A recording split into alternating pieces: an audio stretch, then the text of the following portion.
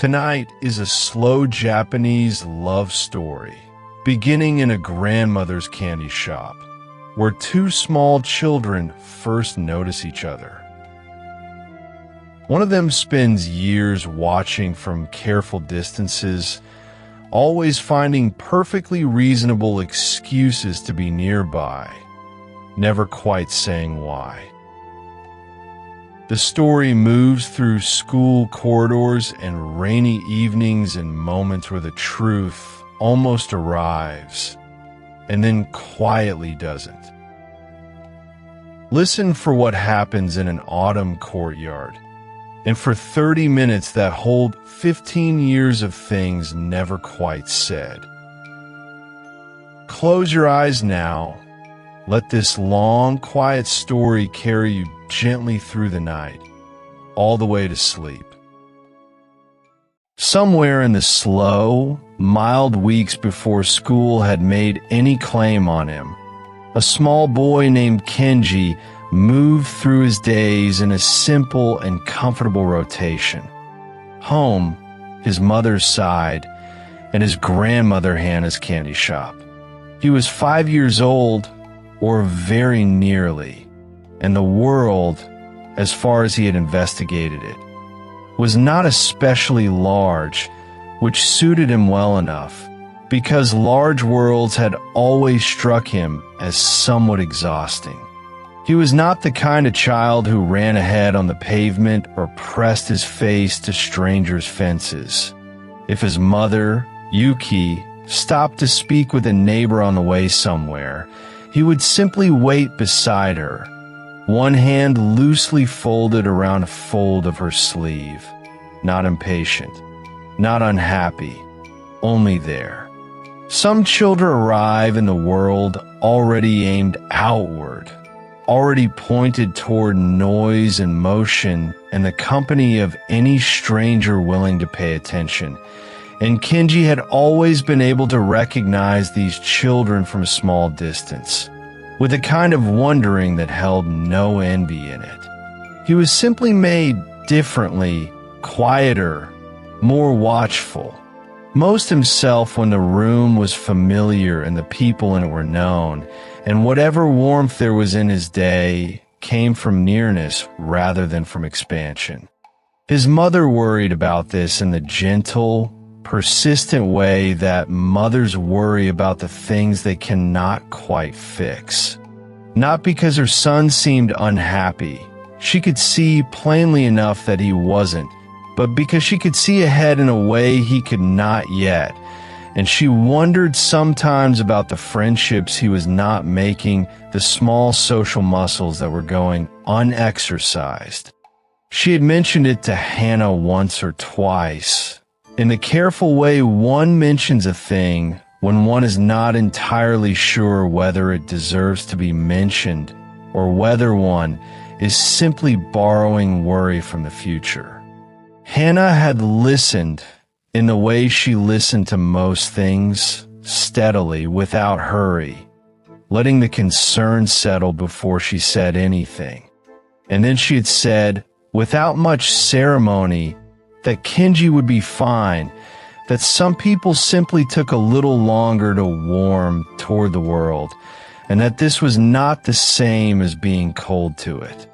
Then she had gone back to restocking her shelves, which she did with great care, turning each jar so that the label faced forward and the colors inside showed to their best advantage. Hannah's shop occupied the front room of a building that had been in her family for longer than most of the neighbors could remember, and it had the quality that larger places sometimes lack, which was that it felt entirely like itself. The wooden shelves ran along both walls from the floor to almost the ceiling, and they held jars of every shape and height. Fat round ones of rice crackers, tall narrow ones with small caramels wrapped in twisted wax paper. Wide shallow ones were fruit drops in pale colors, grape and orange, and the faint yellow of something that was supposed to be lemon. gathered together in a loose and comfortable heap. The glass display case along the counter was old enough to have lived through several eras, and in one corner of the glass there was a small imperfection, a bubble of air caught there during the making, and Kenji had discovered this bubble sometime in his third year of life and had never stopped finding it interesting to press the pad of his fingertip against it and feel the slight, rounded curve beneath the glass. The smell of the shop was one of those smells that would stay with him long after the shop itself was memory. Something sweet without being sharp, the ghost of old wood and paper, and the particular dusty warmth of sweets that had been sitting quietly in jars near a window. In summer, when the paper screen covering the front window diffused the afternoon light in that soft, blurred way, the whole room seemed to glow faintly amber, and it was very quiet, and the jars on the shelves looked lit from within, and Kenji liked it very much. He had his stool behind the counter, a low wooden one that Hannah had placed there for him without ceremony, as though it had always been there. And from this stool, he could see both the shelves and the door and the street beyond the screen, and he could watch his grandmother move through her work with the particular pleasure of watching someone who is very good at a thing they've done for a long time. Hannah moved through the shop the way water moves through a familiar channel, without hurry, without waste, following paths worn smooth by long repetition. And she spoke to every child who came in with the same warm, easy attention, learning their names without making a ceremony of it, remembering which sweets they preferred without being asked. She had decided, in her practical and unannounced way, to do something about Kenji's aloneness, and the method she had chosen was the most natural one available to her. She had begun, gently and without drawing anyone's notice to it, to speak a quiet word to the children who came in regularly, asking, in the easy, offhand manner of someone mentioning nothing in particular, whether they might be kind to her grandson when they saw him. She never framed it as a duty or a task that carried any weight. It was always something closer to a small suggestion, the kind you offer when you're fairly sure it will be half forgotten, but you make it anyway because you love someone, and this is what love looks like when it is being practical. Most of the children nodded and then moved on, absorbed back into their own afternoon plans the moment they stepped out the door, but Hannah was patient, and the shop was warm, and she kept on. It was in one of these slow summer afternoons, the light outside the paper screen already turning the particular pale gold that meant the heat had begun to ease from the day, that the door opened and a girl came in with her mother. Kenji was on his stool, watching the way the light caught the side of a particular jar of sesame crackers. Not because the jar was especially interesting, but because watching light move across glass was the sort of occupation that his mind found restful, and the soft sound of the bell above the door brought him back to the room.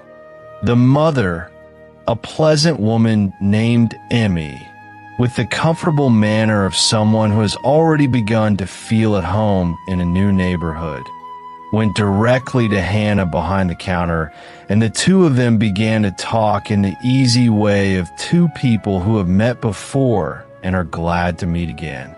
The girl who had come in beside her mother had immediately and quietly parted from her and gone straight to the display case, where she pressed her face very close to the glass to look at the sweets arranged inside, her breath making a small temporary cloud.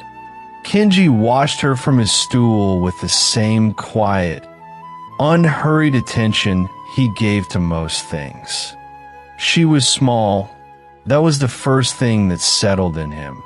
Small in a way that even Kenji, who was himself on the smaller side of 5-year-olds and well acquainted with the particular perspective of looking up at many things, could appreciate, as though she had been assembled on a slightly more careful, more precise scale than most. Her hair was dark and very neatly cut, in a clean, even line across the back of her neck, and she wore a light cotton dress with a small printed pattern that he could not quite make out from where he was sitting. The expression on her face as she looked at the sweets was one of completely unguarded interest.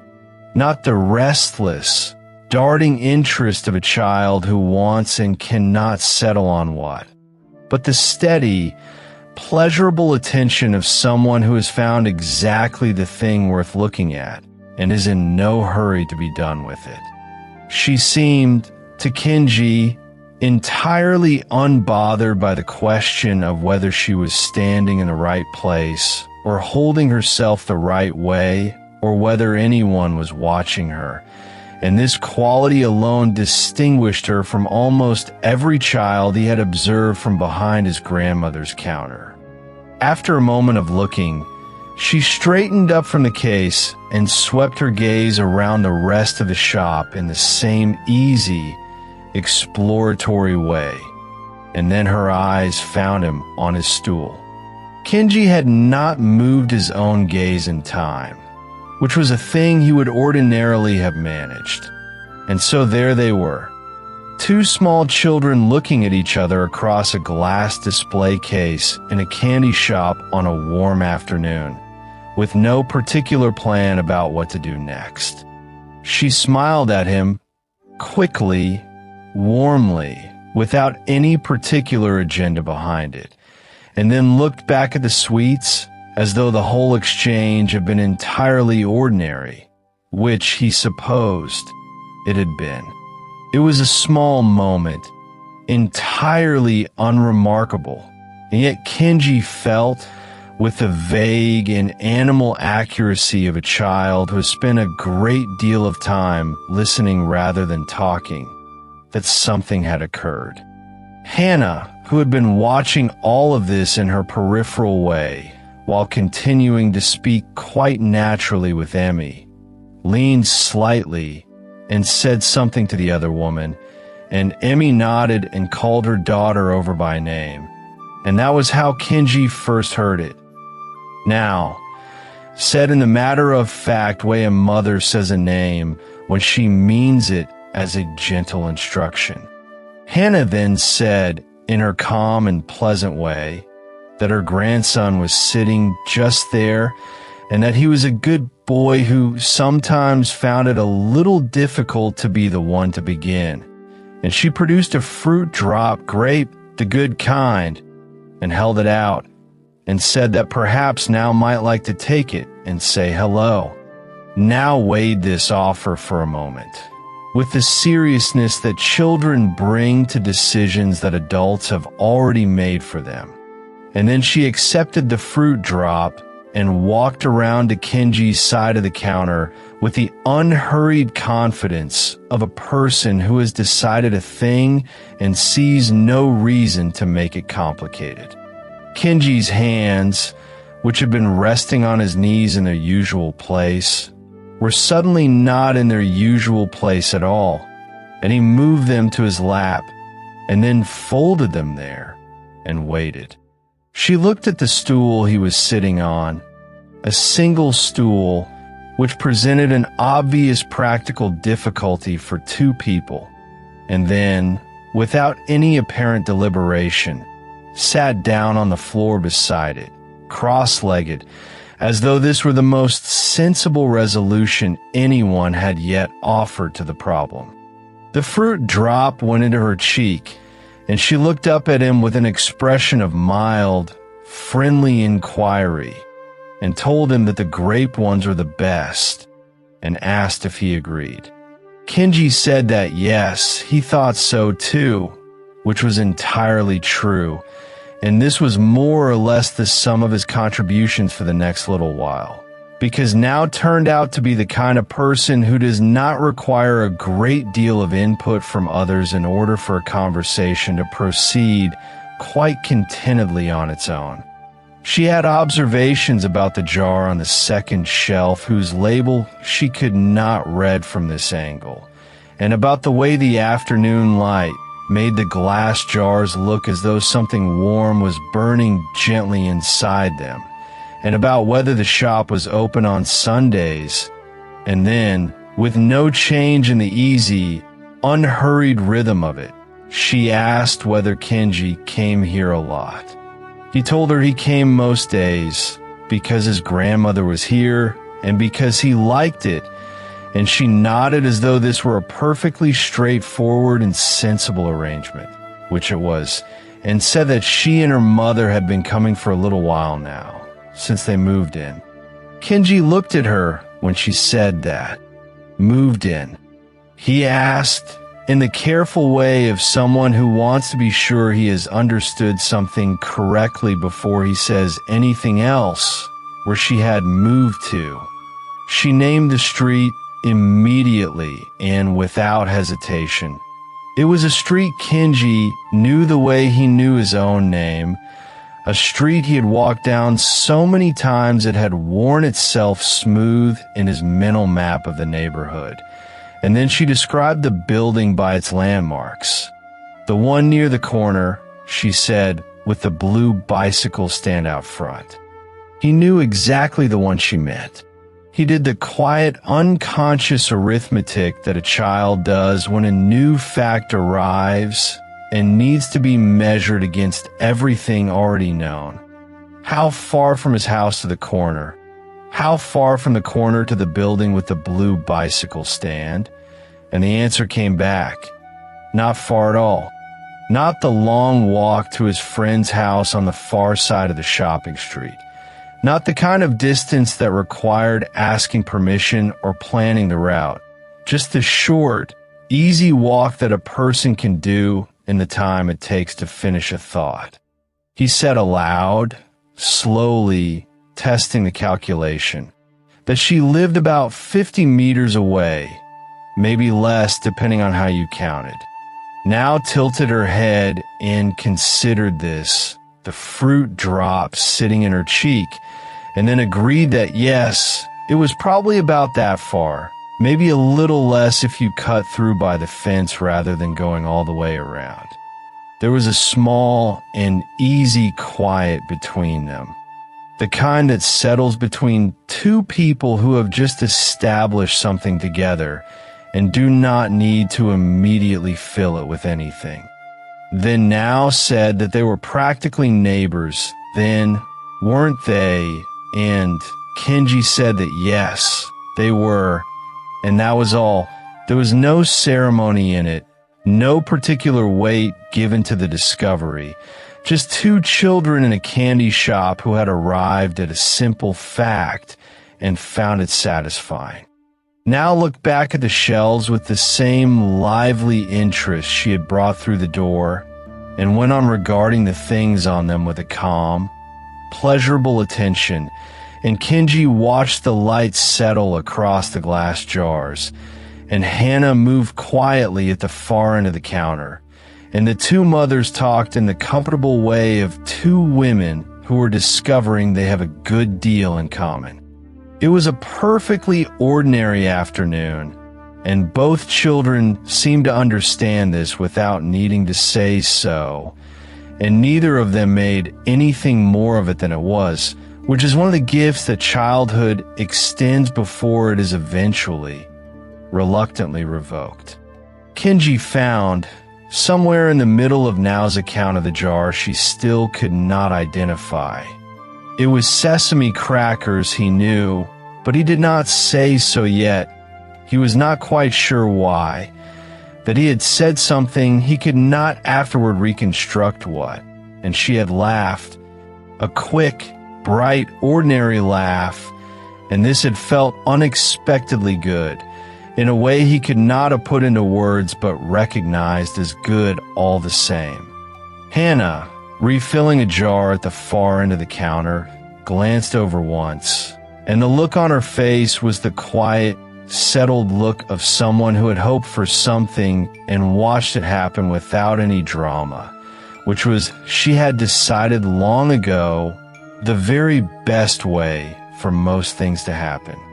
When Emmy said it was time to go, Now stood up from the floor with the ease of someone who has not been sitting there long enough to find it uncomfortable, and dusted the back of her skirt in a brief and businesslike way, and told Kenji that she would probably be back, since they came here a lot. He said that he was usually here too. She nodded as though they had reached a reasonable arrangement between two reasonable people, waved at Hannah behind the counter. A small, easy wave, entirely unself-conscious, and followed her mother through the door, the little bell above the frame giving its soft sound. The door settled closed, and Kenji looked at his stool, and then at the floor beside it where she had been sitting, and then at the jar on the second shelf whose label she had not been able to read, and thought that the next time she came in, he might tell her it was sesame crackers. Hannah came and stood near him a moment later and set a caramel on the glass counter beside his hand without saying anything about it, and then moved away again to do whatever it was she had been going to do. He unwrapped the caramel with careful attention, and it was sweet and faintly salty the way the best ones were, and the afternoon settled softly around the shop the way it always did, the lights sliding slowly across the jars, the screen diffusing the last warm hour of the day. He was 5 years old, and he did not have the words for what had just happened. Children rarely do at that age, and this is perhaps for the best, but he had the feeling of it, which was its own kind of knowing. Something had shifted in the shape of his afternoon. The shop was the same, and the jars were the same, and his stool was the same, and Hannah's hands moved through the same familiar tasks. But the inventory of the world felt, in some way he could not precisely locate, slightly different than it had been an hour before. When his mother, Yuki, came to collect him, appearing in the doorway with her own quiet, familiar presence, her coat folded over one arm. He put on his shoes with the careful attention he gave to the loops and said goodbye to Hannah, and Hannah kissed the top of his head the way she always did, without fuss. Walking home in the cool that had come with the evening, Yuki asked whether anything had happened at the shop today, in the gentle, open way she asked this most afternoons. Kenji thought about the question for a moment. Not a very long moment, but the kind where a child is turning something over to see which side of it they want to show. He said that there had been a girl who came in with her mother, and that she was small, and that she lived practically right nearby, 50 meters, maybe less if you went by the fence. Yuki looked down at him with the particular expression she kept for news she had not been expecting, and did not say very much about it, which was, he had always found, one of the better things about her. The neighborhood was small, and its streets were so familiar to him that he could walk them in his mind without any effort, and 50 meters, when you actually thought about it, when you measured it against the walk from his front door to the corner, was very nearly nothing, barely the distance between one thought and the next. Somewhere behind the blue bicycle stand, in a building at the near end of the street he already knew by heart, a girl named Now was probably sitting down to her evening meal with her mother, in a home Kenji had not yet seen, but could easily imagine, small, tidy, with shoes arranged at the door. He had spoken to her for perhaps 20 minutes, and she had sat cross-legged on the floor beside his stool and told him the grape ones were the best. And he had agreed, and at some point he had said something that made her laugh, and that was where things stood. It was not very much, and it was not very complicated, and somewhere in the small, quiet place where he kept his private assessments of the day, he found that this was exactly right.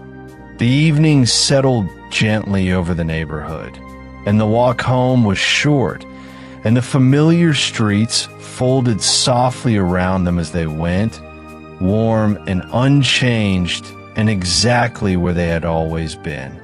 And that, for now, was quite enough. Let that moment rest where it settled, quietly, like breath released into the dark. There is no hurry at all.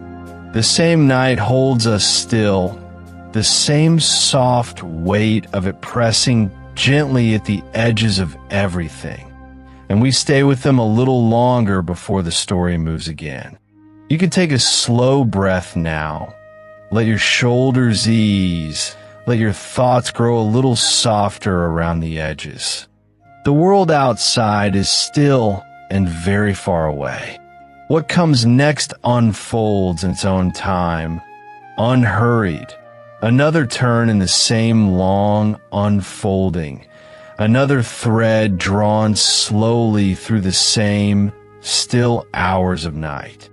In a small school where the classrooms ran short of children, Kenji found himself seated alongside students from the year above his own. The way that only small schools arrange things, older and younger sharing the same air without much ceremony. The way siblings share a kitchen table without anyone deciding they should. He was 7, or perhaps 8, small enough that he had not yet learned to care precisely about such numbers. And the combined classroom was ordinary in every way. Chalk dust settling in a slow diagonal shaft of winter light. The low murmur of a lesson about rivers. The sound of pencils moving across wide-ruled paper. And then, somewhere in the middle of all that ordinary morning, he noticed Nao's hair. It was not a dramatic noticing. Nothing like the kind you read about in stories where the world rearranges itself suddenly around a single image. It was softer than that. More the way you notice that rain has started outside without knowing when it began, that the smell of a room has quietly shifted, that something which wasn't there before is now simply and calmly present. Now is a year older than Kenji, which at that age feels like a considerable gap, a full season ahead of wherever you happen to be standing. And she was sitting 2 rows in front of him, her back to him, and her hair was black in the particular way that some black things are, not flat or uniform, but with a depth to it, a living quality that seemed to shift slightly in the light whenever she turned her head, which she did often, because she was the sort of person who was always turning to see what was happening around her. He noticed that the other girls in the class touched it sometimes, not in a possessive way, but in the admiring, half-wondering way that children sometimes reach for things that seem to belong to a finer category than everything around them, the way you might reach for something behind glass and be surprised when nothing stops you. One girl would extend her hand in the middle of a lesson and simply run her fingers along the end of Nao's braid, and Nao would laugh and wave her away, and the whole small exchange would be over in 3 seconds, and Kenji would find that his own pencil had stopped moving against the paper and was simply resting there, doing nothing. Her laugh was the other thing he noticed. And in some ways it was more significant than her hair, because her hair you could observe at a careful and innocent distance. But her laugh got into the room and stayed there long after the thing that had caused it passed. It was the kind of laugh that didn't perform itself, not practiced, not musical in any self-conscious way, but simply arrived genuine and sudden, with a warmth that seemed to rise from somewhere real inside her, and it had a way of pulling other laughter along behind it, so that a small joke which might have died quietly in the air instead spread slowly down through the whole row of desks. Kenji found, in those early weeks of the combined class lessons, that he had begun to listen for it, the way you might listen, without quite realizing you're doing it, for one particular bird sound among all the ordinary sounds of a morning. He could not have said what any of it meant, because he did not yet have the vocabulary for it. And even if someone had offered him the words, he would not have accepted them. He was still, at that age, firmly and philosophically committed to the position that girls were broadly uninteresting, a conviction he held with the easy confidence of someone who has simply decided something without examining it, and which he would defend without hesitation if pressed. But there was Nao's laugh, arriving again from somewhere ahead of him in the room, and there was the way he found himself turning toward the sound of it, as though it were something he needed to confirm was still there.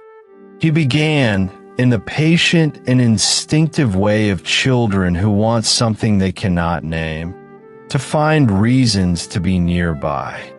This expressed itself, as it so often does at that age, through bothering her, not cruelty. There was nothing mean at the bottom of it, though he would not have been able to explain that at the time, and would certainly have denied it if you'd asked, but the particular brand of pestering that a small boy deploys when he has run out of any other reliable way to make someone notice him. He would walk past her desk an inconvenient moment and knock her pencil case off the edge, and then look at it lying on the floor for a brief moment before walking on, as though he had only just noticed it and wasn't entirely sure how it came to be there. He would appear beside her at the shoe lockers at the end of the afternoon, those wooden cubbies where the children exchanged their small indoor shoes for the ones they wore home, and say something pointless and slightly irritating just to see what she would do with it. She was taller than him by a small amount, though not by much, and they were both among the shortest students in the combined class, a fact that Kenji deployed against her with what can only be described as cheerful hypocrisy, teasing her about her height while being, himself, no taller at all, and in fact marginally shorter on some mornings depending on how he stood. She never failed to point this out, and he never had a satisfactory response to it. And somehow that made the exchange worth repeating every time the opportunity arose. What he was looking for, without knowing it, was a particular reaction, specifically the one she gave him when she was caught somewhere between amusement and mild exasperation, when she couldn't quite settle on whether to laugh or to scold, and her face held both expressions at once. Her eyes creased warmly at the corners, her mouth pressing itself into a line that was fighting a smile from one direction and something more severe from the other. That expression, when it appeared, did something inside him that he had no name for and would not have welcomed a name for, because to name it would have been to admit something he was absolutely not prepared to admit. So instead he cataloged, without quite deciding to, the small things she said when he appeared beside her, the way she might tell him to stop it. You, in a voice that carried more fondness than irritation, the way she would sometimes swat at his arm with the loose, unconvinced effort of someone who is not entirely sure they want the behavior to stop. The way she occasionally forgot to be annoyed at all and simply laughed first, which was, in his private accounting, the best outcome by a considerable margin.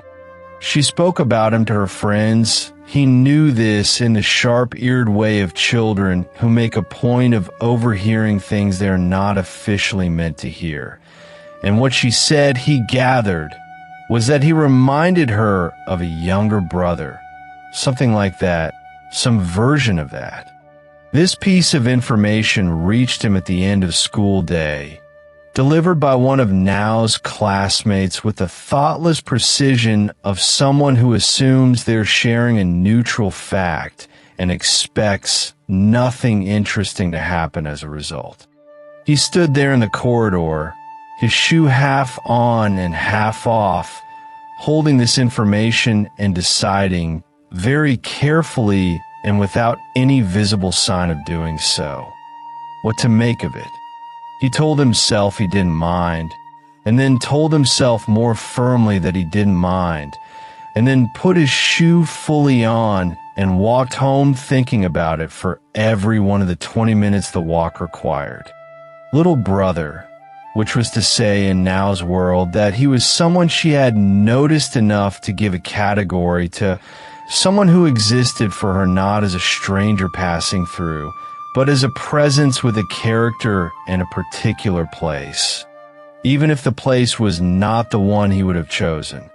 He decided, in the end, that this was acceptable, and the decision took the form that such decisions take at that age.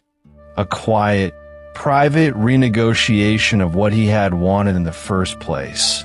A small adjustment to the terms, conducted entirely alone, as though he had been the one who set the terms originally. The days when their grades, shared lessons became, in his private arrangement of the week, the fixed points around which everything else organized itself. The best mornings being the ones that held the particular brightness of a combined session, and the others feeling, without his quite meaning to notice, slightly less eventful by comparison.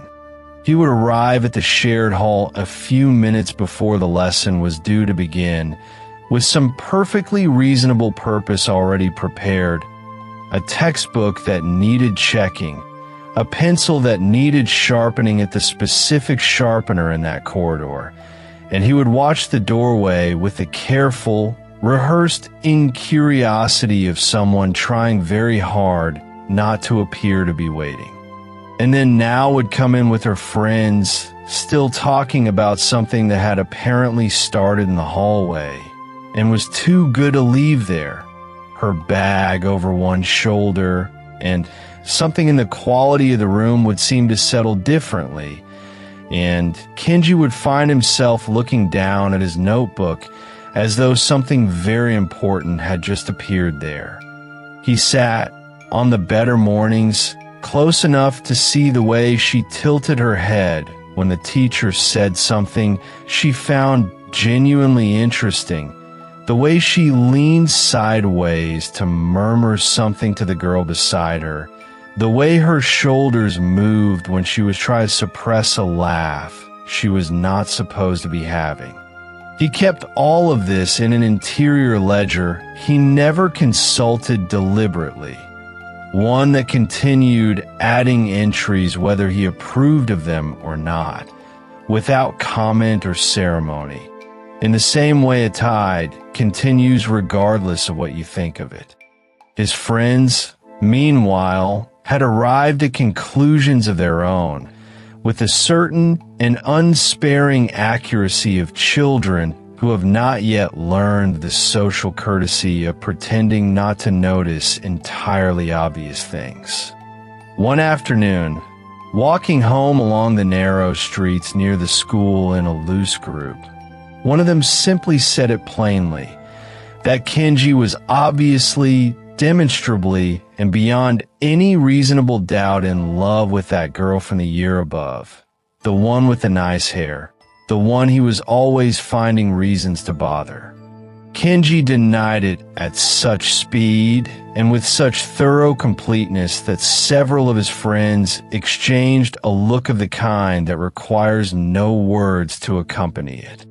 He told them that she was just a classmate, that he was only bothering her because it was funny, that it had nothing to do with anything else, that anyone with any sense at all could see that. And besides, she was a full year older, which at that age was practically a different world, and the whole suggestion was completely ridiculous. And he was actually a little surprised they had even brought it up. His friends listened to all of this with a patience they might not have extended to a less entertaining speech. And then someone mentioned something unrelated, and the street went back to its ordinary afternoon noise, and Kenji walked the rest of the way home with a firm and immediate resolve to prove, starting at once, that he had absolutely no particular feelings about now whatsoever. The next morning, he carried a borrowed textbook all the way to her homeroom to return it in person, though there were at least 3 more convenient ways he could have accomplished this without going anywhere near her classroom door. She looked up from her desk and said something like, "Oh, you again," in a tone that was not unfriendly, and she laughed, and he said something back that he immediately failed to retain because he was paying attention to the laugh. And then he went back to his own classroom and sat down and found that the morning felt, on the whole, as though it had started reasonably well. There was by then a rhythm to it, a quiet and unofficial pattern that had established itself without either of them quite deciding to establish it. He would appear, she would respond, the brief exchange would happen, and the day would move forward and absorb the moment back into its ordinary texture, the way still water closes over a stone. She gave him, in those small windows of time, something he didn't have words for, the feeling of being seen by someone who found him mildly absurd and entirely welcome, which is perhaps one of the more comfortable arrangements of being seen that a person can find themselves in. He continued to bother her through that season, and she continued to wave him away with minimal conviction, and she continued to describe him to her friends in terms of younger sibling exasperation, and he continued to insist to his own friends that it was all meaningless, nothing, a habit he could give up whenever he chose, which he never did. And all the while, the denial held, that careful, diligent insistence that this was nothing, that he wasn't keeping track of anything, that the combined class days were not the thing he most quietly looked forward to, that now's laugh was simply a sound like any other sound that happened to occur in any other ordinary room. He believed it in the way that children believe the things they most need to believe, fully and without apparent effort, right up to the edge of the moment when they stop believing it altogether and discover that the feeling they were so carefully not admitting to has been there the entire time, patient and unhurried, simply waiting for them to stop looking away. But that moment had not yet arrived. For now, there was only the school with its chalk dust and its winter light and its long, ordinary corridors, and the sound of now laughing somewhere ahead of him, and Kenji walking a few steps faster than he needed to, and telling himself, with complete conviction, that it was simply because he didn't want to be late. He was learning, without knowing he was learning it, what it felt like to want to be near a particular person, not toward any specific end, not for any reason he could have explained clearly even to himself, but simply for the sake of the nearness itself, The quiet, wordless satisfaction of being in the same room, of being someone she had given a name to, even if the name was only little brother, even if it meant nothing at all like what he might have wanted it to mean. On the afternoons when the combined class was dismissed and the older students filed out ahead, he would watch Now leave with her friends, her bag swinging, still talking about something that had apparently been very funny. Her black hair catching the light from the windows along the corridor as she turned the corner and was gone. He would stand there for a moment in the ordinary bustle of the classroom being put away around him, chairs scraped back, textbooks slapped shut, someone arguing over a lost eraser. And he would feel something quiet and settled in his chest, not painful, not yet, but present in the way a certain weight is present, felt rather than seen. And then the noise would reassert itself, and someone would call his name, and he would pick up his bag and go, already noting somewhere at the back of his mind, without quite deciding to note it, whether tomorrow was a combined class day. He had no name for any of it, and for now that was fine. The not naming of a thing being one of the more genuinely useful skills available to a boy of 7 or 8, when the heart understands something that the mind is not yet entirely ready to sit with. And so that year went on, gentle and slow and small, with chalk on the board and the smell of the school lunch drifting up from somewhere below, and the quiet accumulated weight of all those ordinary mornings when the world felt, without his being able to say why, slightly warmer and more worth being in because now was somewhere nearby and still laughing at something. And that, for tonight, is where this part of the story rests. In those early and unhurried days before anything had been said that mattered or couldn't be taken back, when the whole thing was still just a small boy finding perfectly reasonable excuses to appear at a classroom door, and a girl looking up and saying, "Oh, it's you again," in the most ordinary voice in the world, which was somehow, for reasons he could not have explained and would not have tried to, the thing he remembered best. Of all, let that moment rest now, just as it is undisturbed and whole, like a stone settling quietly to the bottom of still water. We stay with them a little longer, in the soft and unhurried dark, where the night has grown deeper and the silence between things has taken on a gentler weight. There is no need to move quickly through what follows. If you find yourself drifting, let yourself drift. The story will find you there, wherever you are. Take a slow breath, as slow as you like. The same night continues, and so does everything it holds. In the spring of Kenji's final year of elementary school, Now walked ahead of him into middle school. 1 full year ahead, as it happened, which in the quiet arithmetic of adolescence might as well have been a generation. She had joined the art club, or so he heard from someone who had heard it from someone else. And in the weeks that followed her enrollment, he constructed, out of that small piece of secondhand information, an entire imagined version of her, standing in front of a canvas somewhere on a floor he had not yet been permitted to visit, her dark hair falling forward over her shoulder, her expression the same gentle, half-concentrated one she always wore when she was thinking about something. He did not know whether this image was accurate. Pause. He had only ever seen her in the context he understood.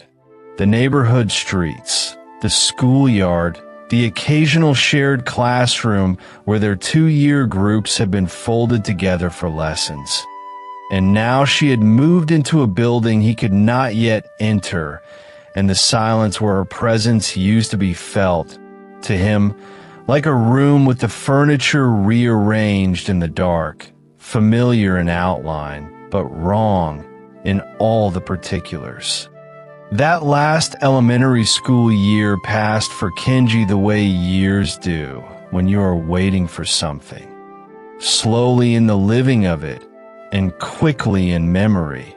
Each afternoon, much like the one before, nothing arriving that was worth noting except the slow accumulation of days bringing him closer to the threshold he was already impatient to cross.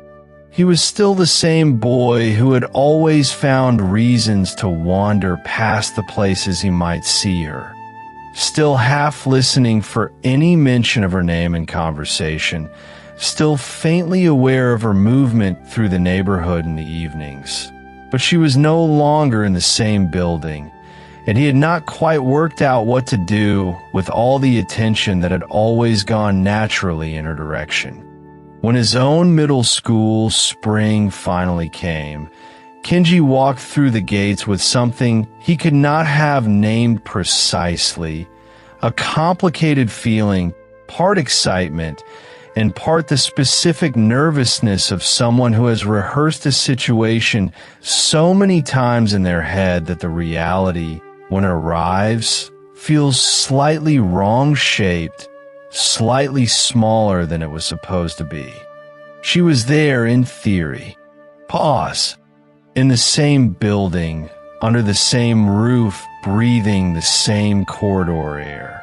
And yet when he properly discovered, that the art club met in a room at the far end of the second floor while the basketball club practiced in the gymnasium on the ground level, he understood for the first time that proximity was not the same thing as closeness, and that the architecture of school life had its own quiet geometry of separation, its own careful way of keeping people who lived in the same building from ever quite meeting.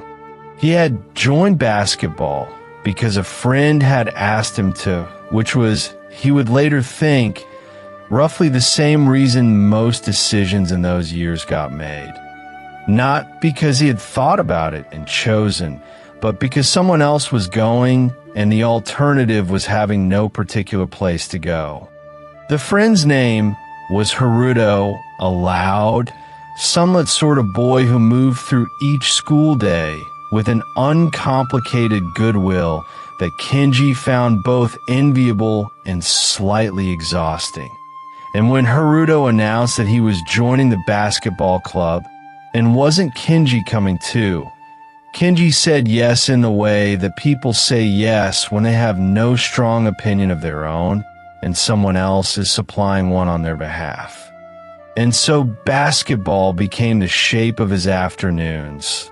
The squeak of shoes on the gymnasium floor, the dull rhythmic thud of the ball off the boards, the coach's voice bouncing strangely in that large empty space.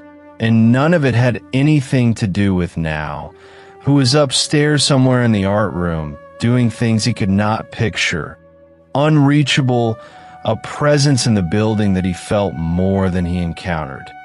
The corridors were where he found her, sometimes when he was looking and sometimes when he was not quite looking, but looking anyway.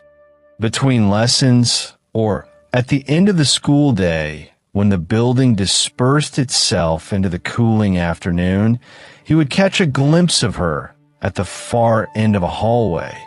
Her dark hair moving, her voice too far away to make out, walking with the girls in her year with the easy confidence of someone who had already worked out how to belong. He was not bold enough, in those early months, to call out to her from a distance, or rather, something in the new order of things whispered to him that the rules had changed, that she was a second year now, and he was a first year, and that the unguarded, prodding closeness of elementary school did not simply carry across the threshold a new building without some renegotiation that he had not yet worked out how to initiate. But he watched. Pause. He watched in the sideways, half-careful way you watch something you're not quite certain you're allowed to watch. And he collected small details about her, the way someone collects things they know they cannot keep, the particular shape of her laugh when something actually struck her as funny, which was still that wide-open, unguarded laugh he remembered from years before. The way she always seemed to be at the center of a group rather than its edge. The way she was never, as far as he could tell, standing alone. What he learned about her in those months, he learned almost entirely through other people arriving at him in fragments, like light through a window that only opens partway. The school was not large, and rumor moved through it the way water moves through packed clay, slowly, reliably, leaving its trace in unexpected places, and Kenji had developed, without meaning to, an unusual sensitivity to anything that carried her name in it. He learned from a boy in his class whose older sister was in Nao's year that a boy from the third year had confessed his feelings to her and been turned down, gently by all accounts, in a way that Nao apparently did most things, with more kindness than the situation strictly required. He learned, some weeks after that there was someone in her own year said to be interested in her, though the details shifted depending on who was telling it. And he held this information carefully, turning it over, not quite wanting to think about it too directly, but not able to leave it alone either. Pause.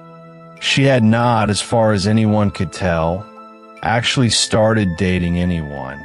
And this was the part he returned to most reliably, filing it away in some quiet interior place with a feeling that was not quite relief and not quite anything else he had named for, but that settled in him warmly nonetheless. He did not ask himself why it mattered to him. Pause. Or rather, he did ask, and immediately found a reason to think about something else instead, which is a skill that adolescence teaches with remarkable efficiency and that he had, by then, become quite good at.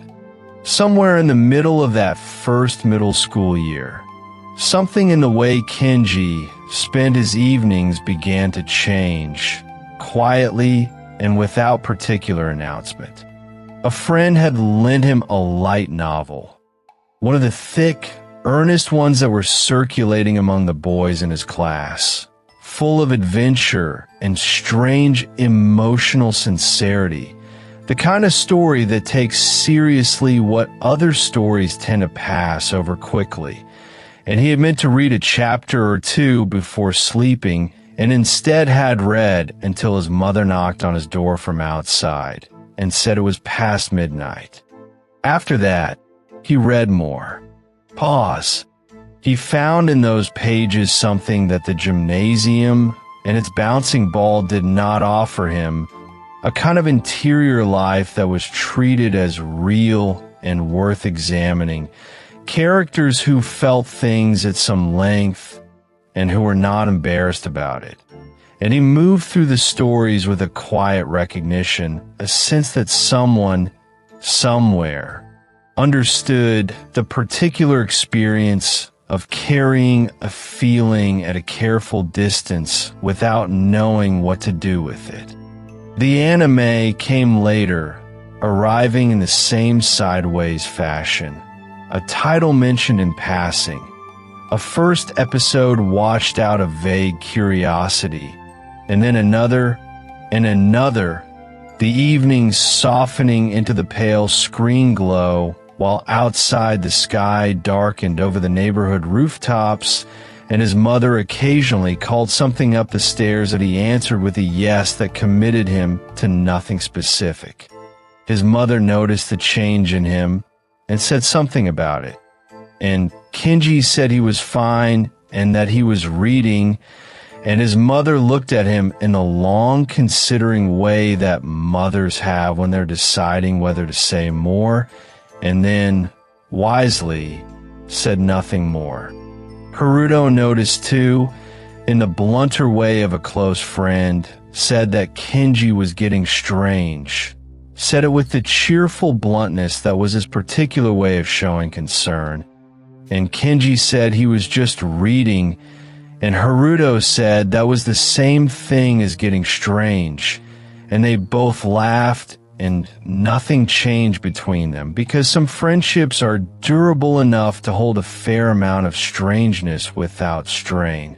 His homeroom teacher confiscated one of the novels during a lesson, holding it up as an example of the wrong kind of reading, which had the immediate and entirely predictable effect of making Kenji more interested in reading it, and the one after it, and the one after that.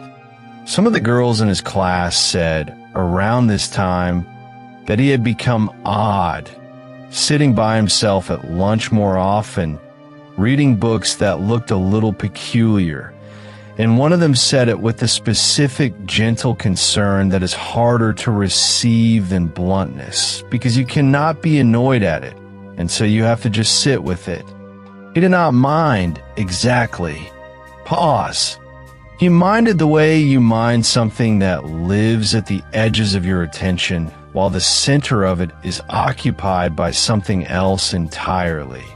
And the center, in those months and in the months that followed, was still now, always a floor above him, always glimpsed rather than met, a presence in the building that was felt as much through rumor and corridor sightings as through any actual contact. He still looked for her on the morning walk to school, scanning the road ahead with the practiced nonchalance of someone who has taught himself to appear to be looking at nothing in particular while looking at one thing very particularly. And sometimes in the corridors between lessons, he found her.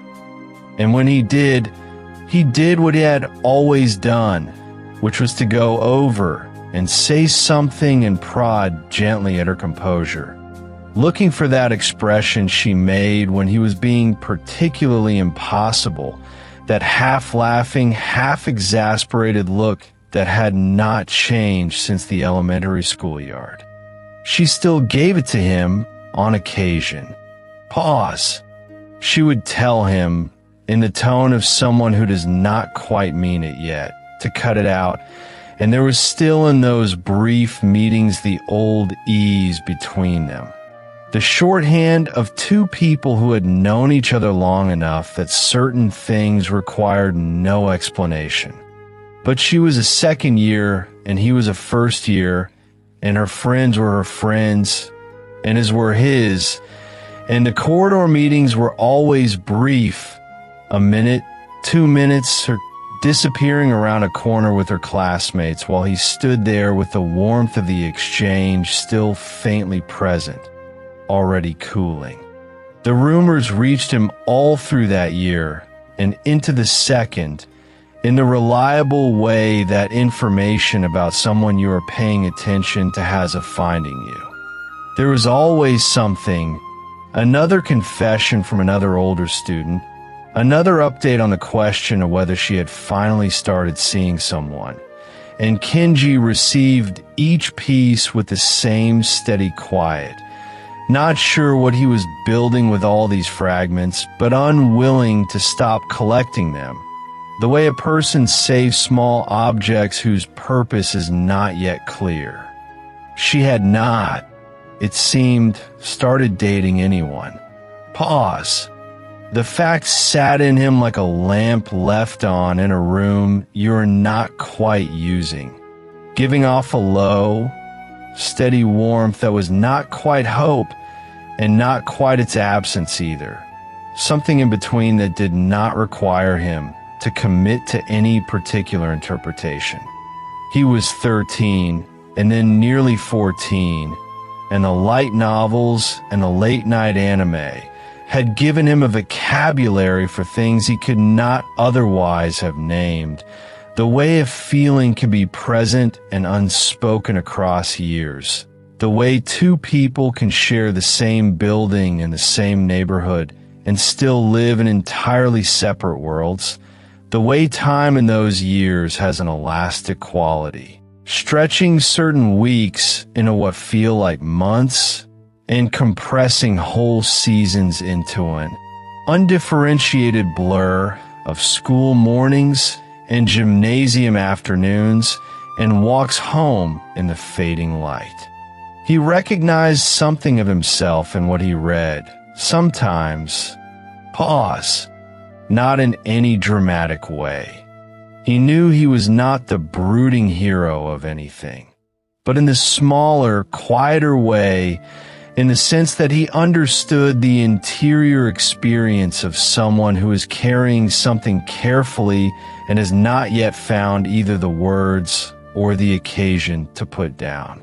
In the meantime, there was Haruto's cheerful noise and the gymnasium and the tired, pleasant emptiness that came after practice when the body had been used well and the mind was quiet for once, and the walk home through the neighborhood in the cooling late afternoon air.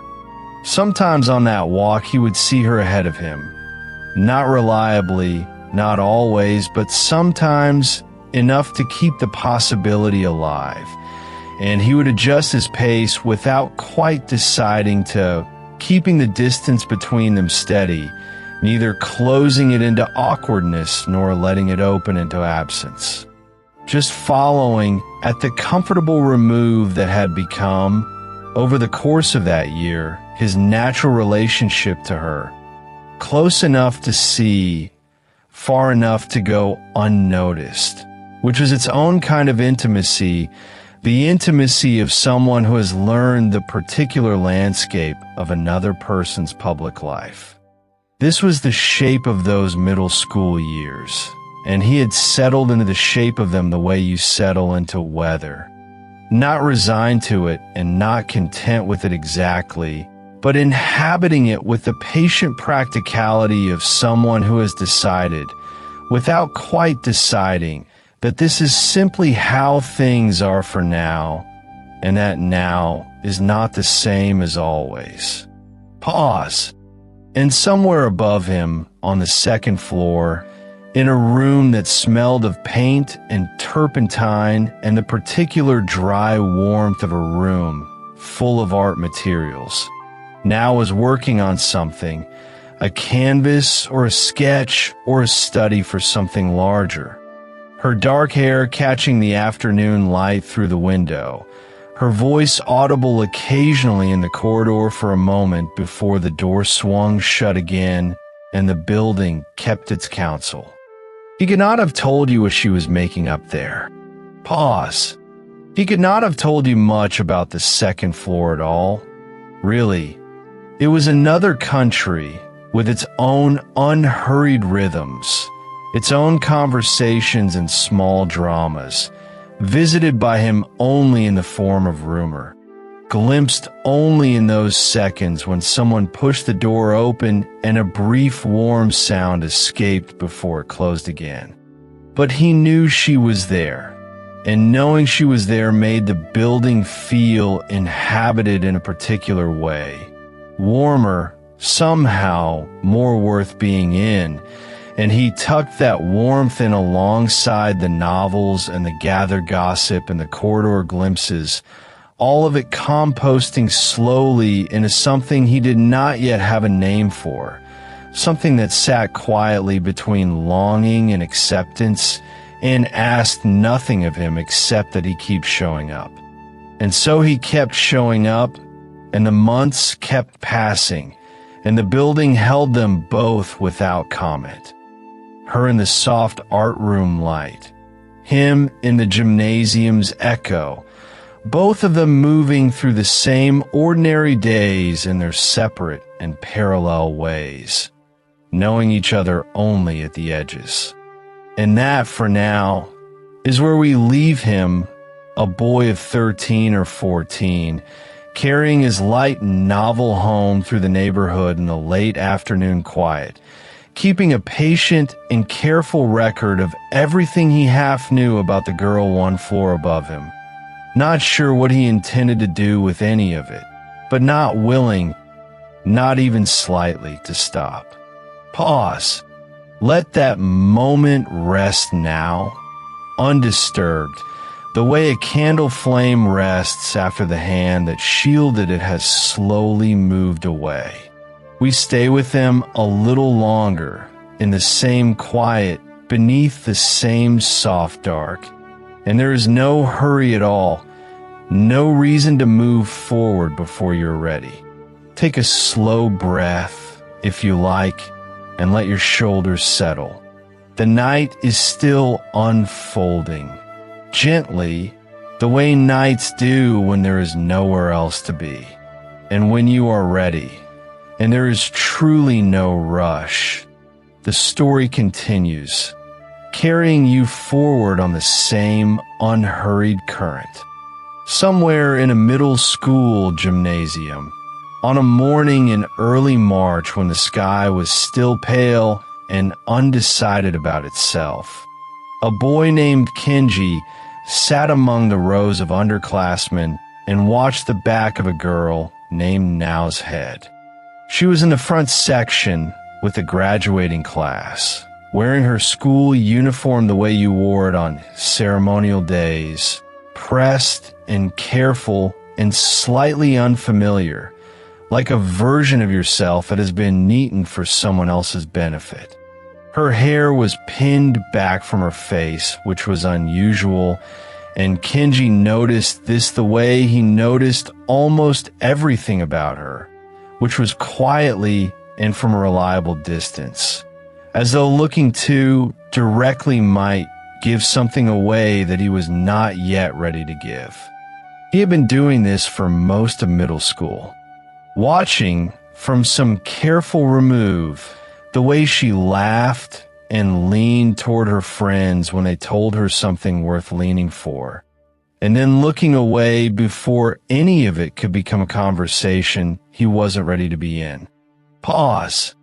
But today was different, and he had known it since early morning in the particular way that certain days announce themselves, not loudly, but with a low, persistent weight that sits just beneath the ordinary business of getting dressed and eating breakfast and walking to school.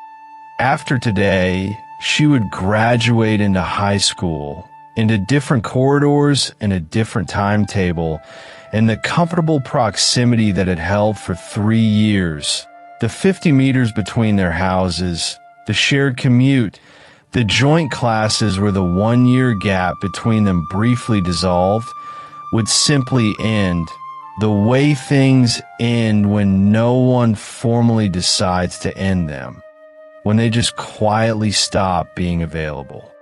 He had been trying not to think about this too directly, because thinking about it directly made something happen in the middle of his chest that he did not yet have a name for, and unnamed things were harder to manage. It was easier, for now, to focus on the ceremony. The principal spoke for a long time about futures and hard work and the particular dignity of small beginnings. And Kenji sat in his row with his hands in his lap and watched the back of Nao's head and thought about none of it. He had heard, through the corridor logic of shared neighborhoods and mutual acquaintances, that several boys had already approached Nao in the days before graduation. Boys who had spent their middle school years the same way he had, watching from a careful distance, and who had finally decided that the closing of this particular chapter was reason enough to say the thing they had been holding quietly for years. He had gathered, from how they had walked away afterward, that things had not gone as they had hoped. He watched them, or knew about them, and felt something complicated, something that was partly honest sympathy for people who had taken a risk and landed somewhere tender, and partly the quieter, less comfortable feeling of someone who had not yet taken the same risk, which was a relief that understood itself to be a kind of cowardice and did not entirely like itself for it. Pause. He told himself, firmly and with some conviction, that he was not going to do what they had done. He was going to find her after the ceremony, the way he always found her, and give her a hard time about something small. Her height was always reliable, or something she was carrying, or the expression on her face, something to make her roll her eyes and pretend to be exasperated, which was what she did when she was actually a little pleased, and he had learned to read the difference. That was the plan. The ceremony finished in the way these things finish. Diplomas received with the brief, sincere embarrassment of third years who had to walk to the front of the gymnasium and be formal in front of everyone who had ever known them. The principal's closing words fading into the soft restlessness of families gathering their things and beginning the small negotiations of where to go next. The gymnasium released its formality gradually into the corridors outside, where everyone became, all at once, slightly more themselves again. Kenji moved through the crowd without quite going anywhere, telling himself he was looking for his own classmates, letting his peripheral vision do the thing it had been doing for 3 years, which was tracking Nao's location without appearing to track it. Pause. He found her, or let himself find her, near the tall windows at the end of the main corridor, where the pale March light came in thin and deliberate, the kind of light that tries and doesn't quite manage warmth but at least manages clarity. She was standing with 2 friends, laughing at something one of them had said, and her hair had come down from its ceremonial pin at some point during the receiving of diplomas, and it lay the way it always lay, straight and dark and reaching just past her shoulders. And her friend were gesturing and she was laughing, and she looked entirely like herself, which was somehow harder to look at than if she had looked different. He stood still for a moment, just a moment. Then he started walking toward her with the fixed purpose of someone who has decided to do the easy thing, the familiar thing, the thing that does not require any particular courage. One last tease, the way a younger brother teases an older sister, because that was the language they had always had between them, and it was reliable and it was safe. She noticed him coming before he had quite arrived, the way she always noticed, with the expression of someone who has made a small, accurate prediction about what is about to happen and is waiting for it to prove itself correct. A slight narrowing of the eyes, a smile underneath that she did not bother to suppress. He said something designed to be insufferable. She told him with considerable confidence that he was in fact insufferable. And then she was smiling, and her friends were smiling, and for a moment everything was exactly as it had always been, and he felt the particular warmth of a person who is in a place they know well, doing a thing they know how to do. And then she said it. She said it lightly, as part of the back and forth, in the tone of someone returning a serve they don't expect to land differently than usual. Something to the effect that he was hopeless, wasn't he, that it was perfectly obvious he had feelings for someone, that anyone paying any attention could see it from a considerable distance. Pause. She meant it to be a tease. He understood, in the clearest possible way, that she meant it to be a tease.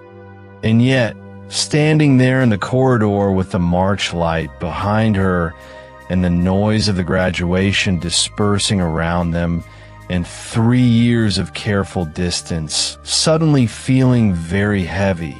Some wall in him that he had maintained with considerable effort simply came down. Not dramatically, not because of any decision he made, but the way walls come down when a moment arrives in which maintaining them costs more than you have left, and the truth walks through before you have thought about whether to let it. He told her yes. He said, in a voice that was steadier than he expected, given everything that was happening in his chest, that he did like her, genuinely, that he had for a long time, and that he was not teasing. Pause. She went still. Not the stillness of someone who is cold or someone who has already decided, but the stillness of someone who has just received something unexpected in the middle of an ordinary afternoon and is not entirely sure where to put it, how to hold it, whether it is safe to set down. Her expression moved through something he could not fully track. Surprise, certainly, and then something not quite embarrassment, but in that neighborhood. Something warmer and less comfortable than she usually looked, something that had no clean single name for it. She looked at him for what felt to him like a very long time, and was probably only a few seconds. Then she told him there was no rush. She said, in a voice that was quieter than her usual voice, and moved a little faster at the edges, the way a voice does when it is trying to stay ahead of its own feelings, that it was fine, that there was time, that he should simply call her when he got home that evening, and she would be there. And then she left. She walked away from him quickly, through the cluster of people near the windows, with her diploma tucked under one arm and her head slightly down, and he stood and watched the particular shape of her moving through the crowd, the dark shine of her hair, the familiar quick way she moved, until she turned the corner at the end of the corridor and was simply not there anymore. Long pause. He stood where he was for a moment. The corridor continued around him, mothers straightening collars, teachers saying warm and slightly formal goodbyes. The good noise of a day that mattered to a great many people. And he stood in the middle of all of it and was very still and tried to understand what had just happened. She had not said no. He kept arriving at this, the way you keep returning to the warmest room in a house, because your feet know the way without being told. She had told him to call her. He walked home alone, through the neighborhood they had both grown up in, along the streets he had walked almost every day of his remembered life, and they were the same streets they had always been, and they felt slightly translated today, as though someone had made very small adjustments to each of them that he couldn't quite locate, but could not stop noticing. Pause. The cherry trees along the school route were not yet blossoming. It was still too early for that, but the buds were there, tight and pale on branches that had not yet decided, and he looked at them and thought about the phone call, and then looked at them again. He went home. Dinner happened in the usual way, which is to say his mother made something warm and his father was there, and the conversation moved through the kitchen with its ordinary rhythms, and Kenji participated in it in some mechanical and entirely convincing version of himself that managed the basic requirements of being present at a dinner table without actually being present at all. Afterward, he sat beside the telephone. He sat with the receiver within arm's reach and the evening quiet of the house settling around him. And he found himself thinking about everything except what he was supposed to say, because what he was supposed to say was not a thing that thinking could prepare. It would either arrive when it was needed or it would not, and another hour of worrying at it would not improve the odds either way. Pause. The house moved through its evening sounds. The television in the other room. The kettle his mother always left on too long. The particular hush of a neighborhood that has finished its day and is beginning the slower, darker business of night. He waited. He was not very good at it. At some point, without intending to, lulled by the warmth of the room and the accumulated weight of the day, he fell asleep where he sat, not the deep sleep of someone who chose it, but the thin, fretful sleep of someone whose body simply gave out a few minutes ahead of their permission. Pause. He woke to his mother's voice close by, warm and carrying in it the particular quality of amusement that parents have when they have witnessed something they find endearing and are not quite hiding it, telling him that something had come in while he slept, that someone had left a message.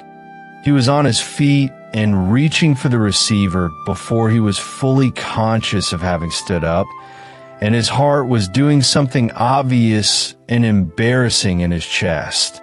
And he said his name into the phone in a voice that he intended to make sound calm, and which was not calm in any way that would have fooled anyone. There was a pause, and then Now's voice, quiet and a little careful, with the particular quality of someone who is also trying to sound like they have not been sitting near their own telephone for the past 3 hours working out what to say. She told him she wasn't quite sure where to start. Pause. He said that was all right, that she didn't need to start anywhere particular, which was true and was also simply the most he could manage.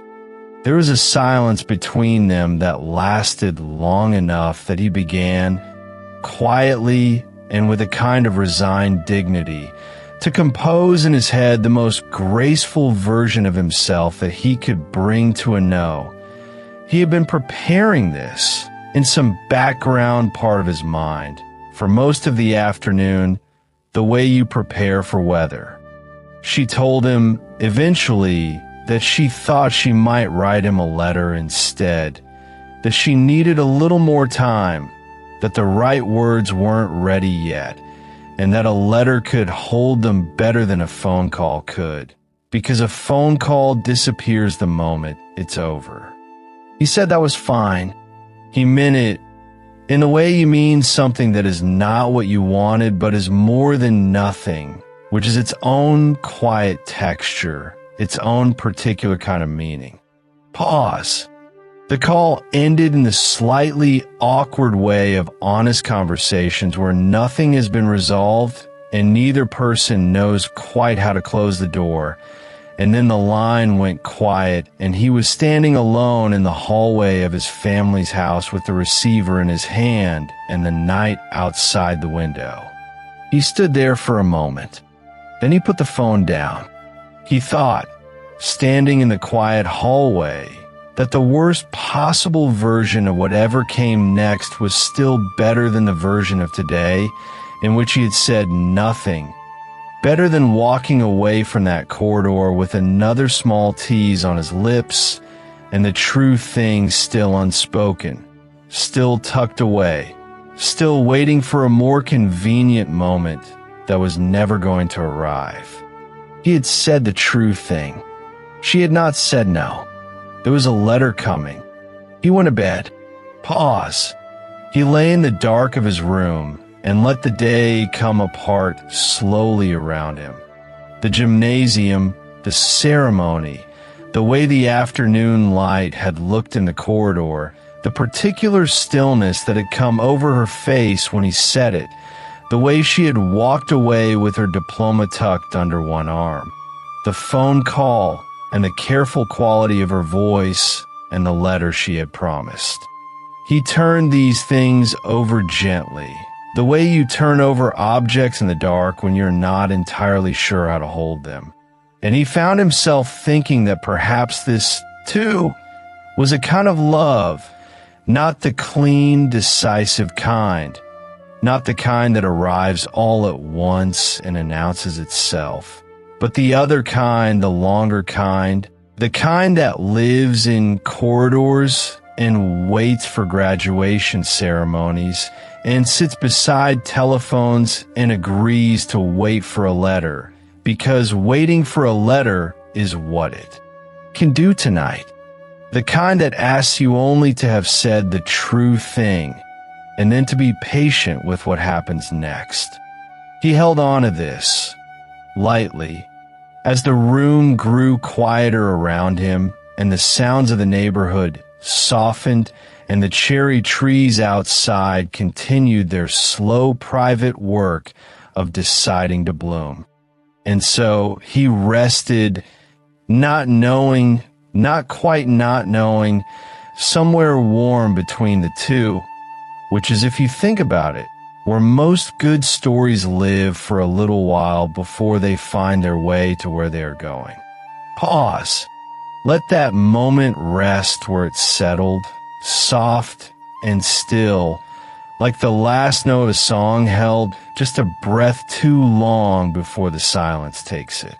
We stay with them a little longer in that same night, the same quiet breathing of the house around them, the same darkness gathered at the edges of the room. There is no hurry here. The night is wide and patient, and so are you.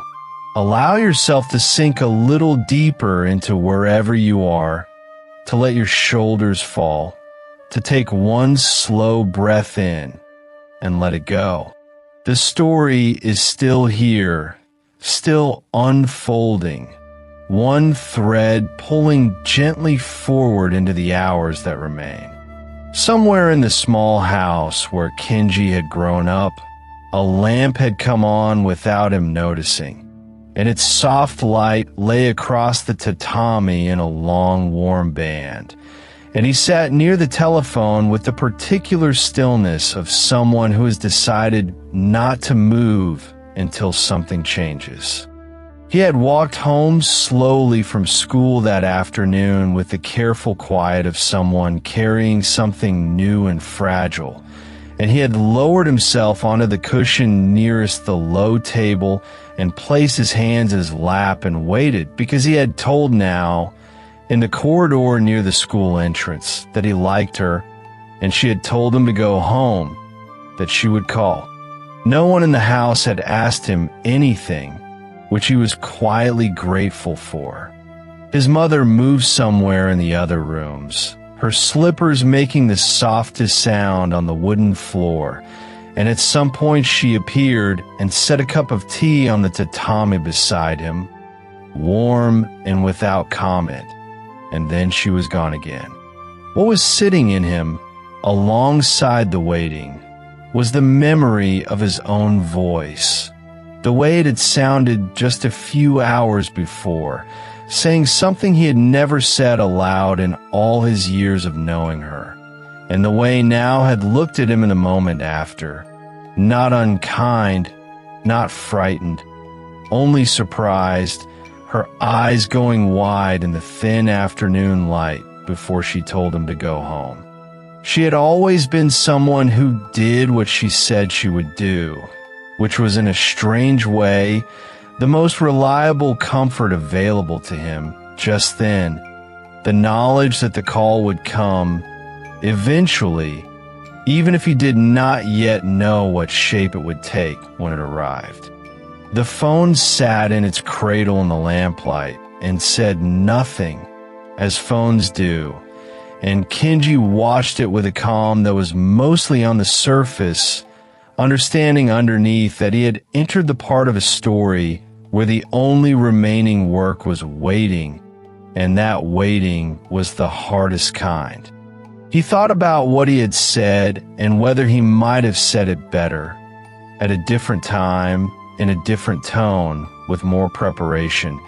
And then he thought that probably the how of it did not matter very much, that the fact of having said it at all was what would count, and he set the question gently aside.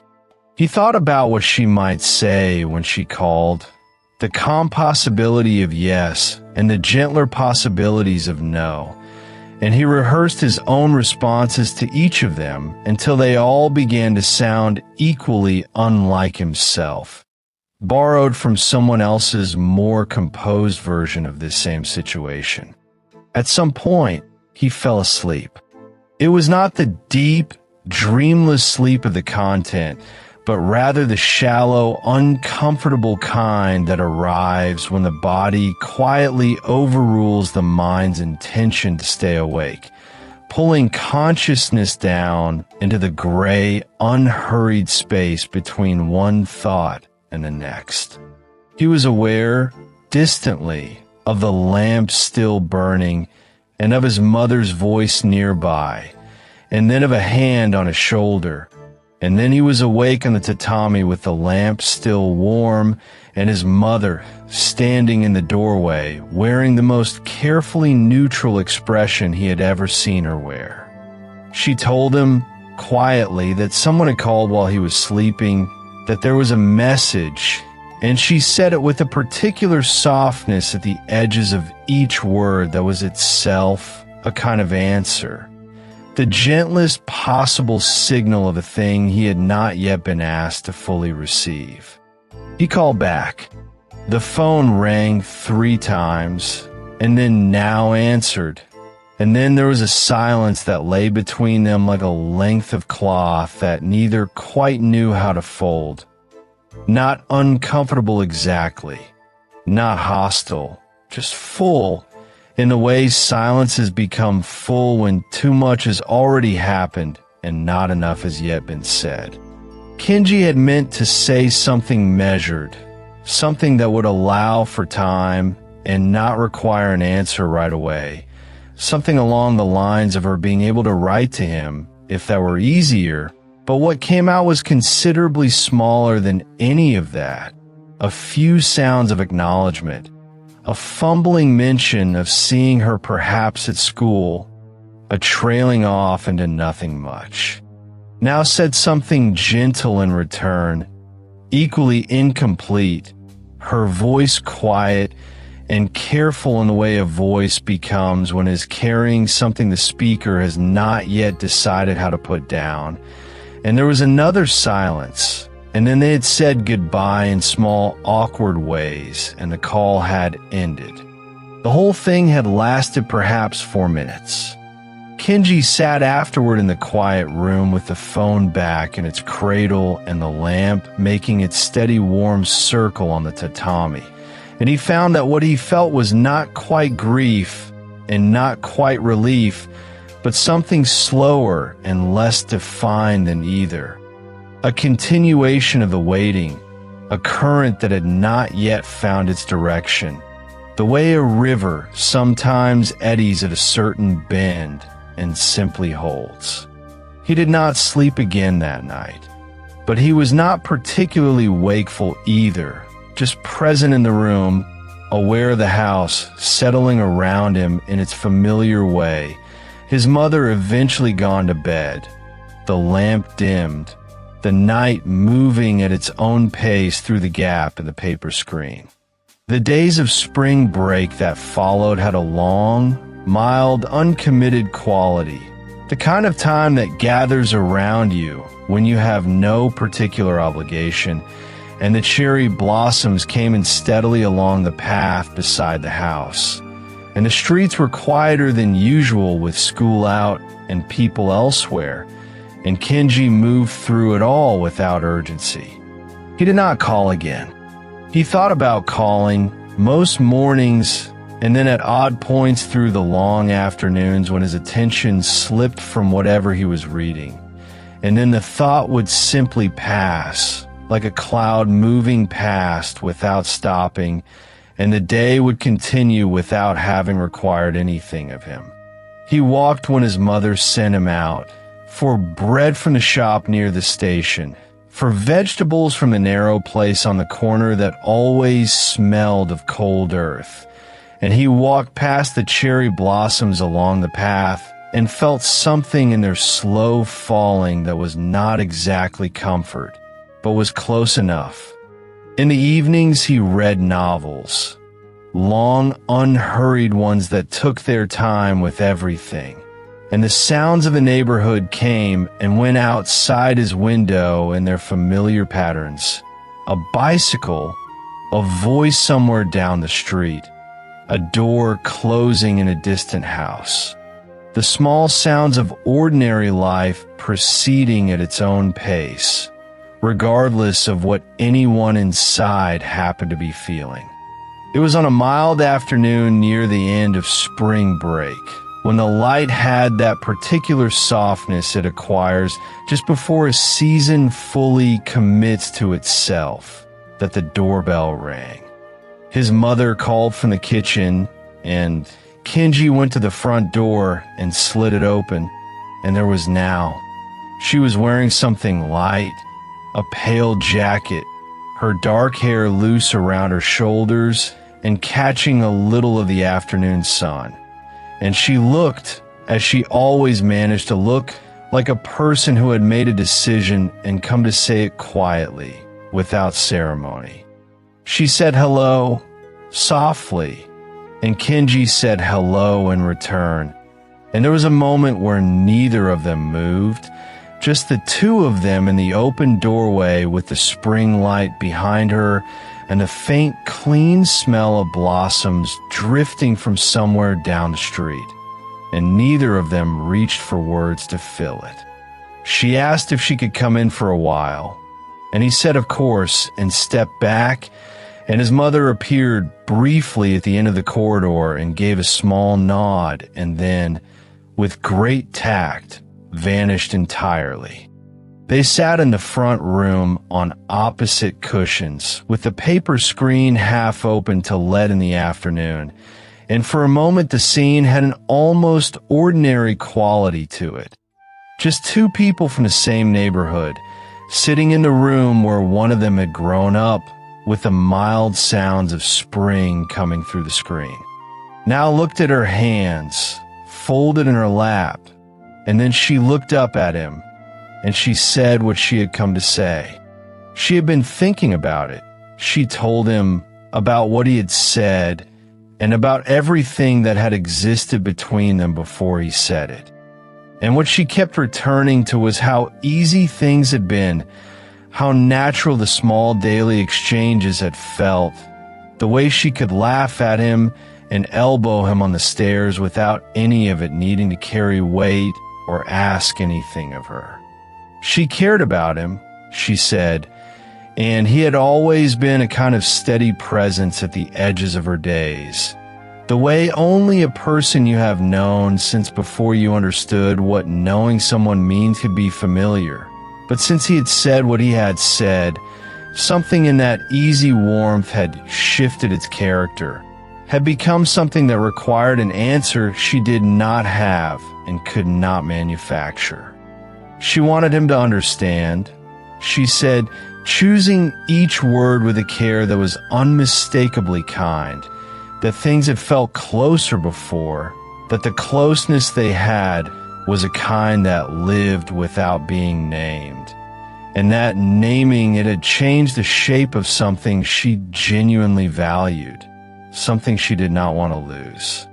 She was not saying it was wrong, and she was not saying it did not matter, only that she missed the way it had been, and that she hoped he would understand.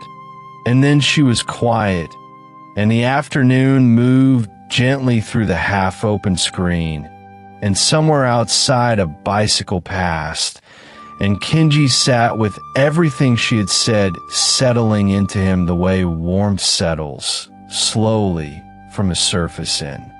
He had known, somewhere beneath all the hoping, that this was what she had come to say. He had known it since the phone call, since the careful, held quality of her voice through the receiver, which had been, in its own way, already the answer, the gentlest possible version of the one thing he had been quietly bracing himself to hear. Now looked at him when she finished, her eyes a little wide, and what was in her expression was something genuinely sorry, Not guilty, not embarrassed, but sorry the way a person is when they have done exactly the right thing and it still costs something, and the costing of it is plainly visible. Kenji found that the words he had rehearsed across many evenings had not arrived when he needed them, and so he sat for a moment in their absence, and then he said, quietly, that he understood. He meant it, not in the performed way, not with the stiff composure of someone managing the appearance of understanding while the actual understanding waits until later, but in the first genuine shape of it, the outline of a thing that would take longer than one afternoon to become fully clear. Now nodded, and the tension that had been holding her shoulders softened, and they sat together for another little while without talking, the spring afternoon moving around them, the blossoms along the path outside, doing what blossoms do in the quiet when no one is watching. After a while, she said she should probably go, and she stood, and Kenji walked with her to the door, and she paused at the step and turned back to him with an expression that was warm and a little sad and unmistakably fond, the kind of expression that holds several true things at once and makes no effort to resolve them. She told him she meant it, that she liked him, that she always had, and that she hoped the thing between them did not have to end simply because it could not become what he had wanted it to be. Kenji said something small and honest in return, something he would not recall precisely later, and now smiled. The real one, the lopsided quick one that had always undone him slightly, the one that reached the corners of her eyes. And then she stepped out into the spring afternoon and walked down the path, her jacket moving a little in the breeze, and turned at the gate and gave a small wave. The kind you give to someone you are genuinely glad to have seen. And then she was gone. Kenji stood in the open doorway for a while after she left, with the afternoon light on his face and the ordinary sounds of the street returning around him. A bicycle, a child's voice somewhere, the mild, unhurried noise of a neighborhood going on being itself regardless of what anyone inside is feeling. And he thought about what she had said, not urgently, not with any wish to argue against it, but slowly, the way you reread something you have already understood. She had said that things had been closer before. He turned this over gently, without frustration, the way you hold a smooth stone from a riverbed and examine it. Not looking for a flaw, just attending to the shape of something true. She was not wrong. In all the years before that afternoon in the school corridor, there had been something between them that had lived without needing a name. Something light and easy and renewed by ordinary encounters, the kind that accumulate naturally when two people have grown up in the same streets and passed through the same spaces and built, without quite noticing, a wordless familiarity that is its own quiet form of closeness. He had liked her in all the accumulated ways that are too numerous to list. The way she laughed when something caught her off guard. The way she walked fast and then slowed suddenly for no clear reason. The small, fierce quality she brought to anything she found even slightly unfair. And all of that liking had been, in its way, uncomplicated by the very fact of going unspoken, preserved by the same silence that had kept it. The saying of it had changed the shape of things, and she had come, with great kindness, to tell him so, and he stood in the doorway of his house with the spring light falling on him, and found that he could not say she was wrong about that either. His mother appeared at the end of the corridor, looked at him for a moment, and said nothing at all, which was, he thought, exactly right. He went inside and sat back down on the tatami, and the house settled quietly around him with its familiar sounds, something low and gentle in the kitchen. The paper screen lifting slightly in a draft, the neighborhood beyond carrying on in its small and ordinary way. And he sat with what had happened without trying to make it simpler or larger than it was. It was not, he found, the end of anything that had truly existed. Only the closing of one kind of door, the quiet news that a certain room had a different shape than he had imagined, smaller and more plainly furnished, but not, for all that, without its own kind of light. Outside, the spring afternoon continued its generous, unhurried course, the light going long and soft through the paper screen, the blossoms somewhere down the path still falling in their slow and unconcerned way, and the telephone sat in its cradle on the low table, finished for today with whatever work it had been called upon to do. And that, perhaps, is where this part of the story rests for tonight. In that quiet room, with a young man sitting cross-legged on the tatami, learning something true about the shape of things in the gentle and unhurried way that most real learning happens. Let that moment rest now. Just as it is, no need to hold it any tighter, no need to follow every thread to its end. The night they are living is still unfolding slowly, the way all quiet nights do, one small breath at a time.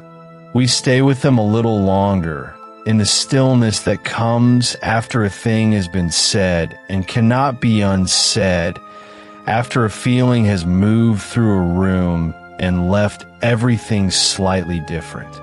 You too can rest here. Take a slow breath if you like. Let your shoulders settle. Let your eyes grow heavy.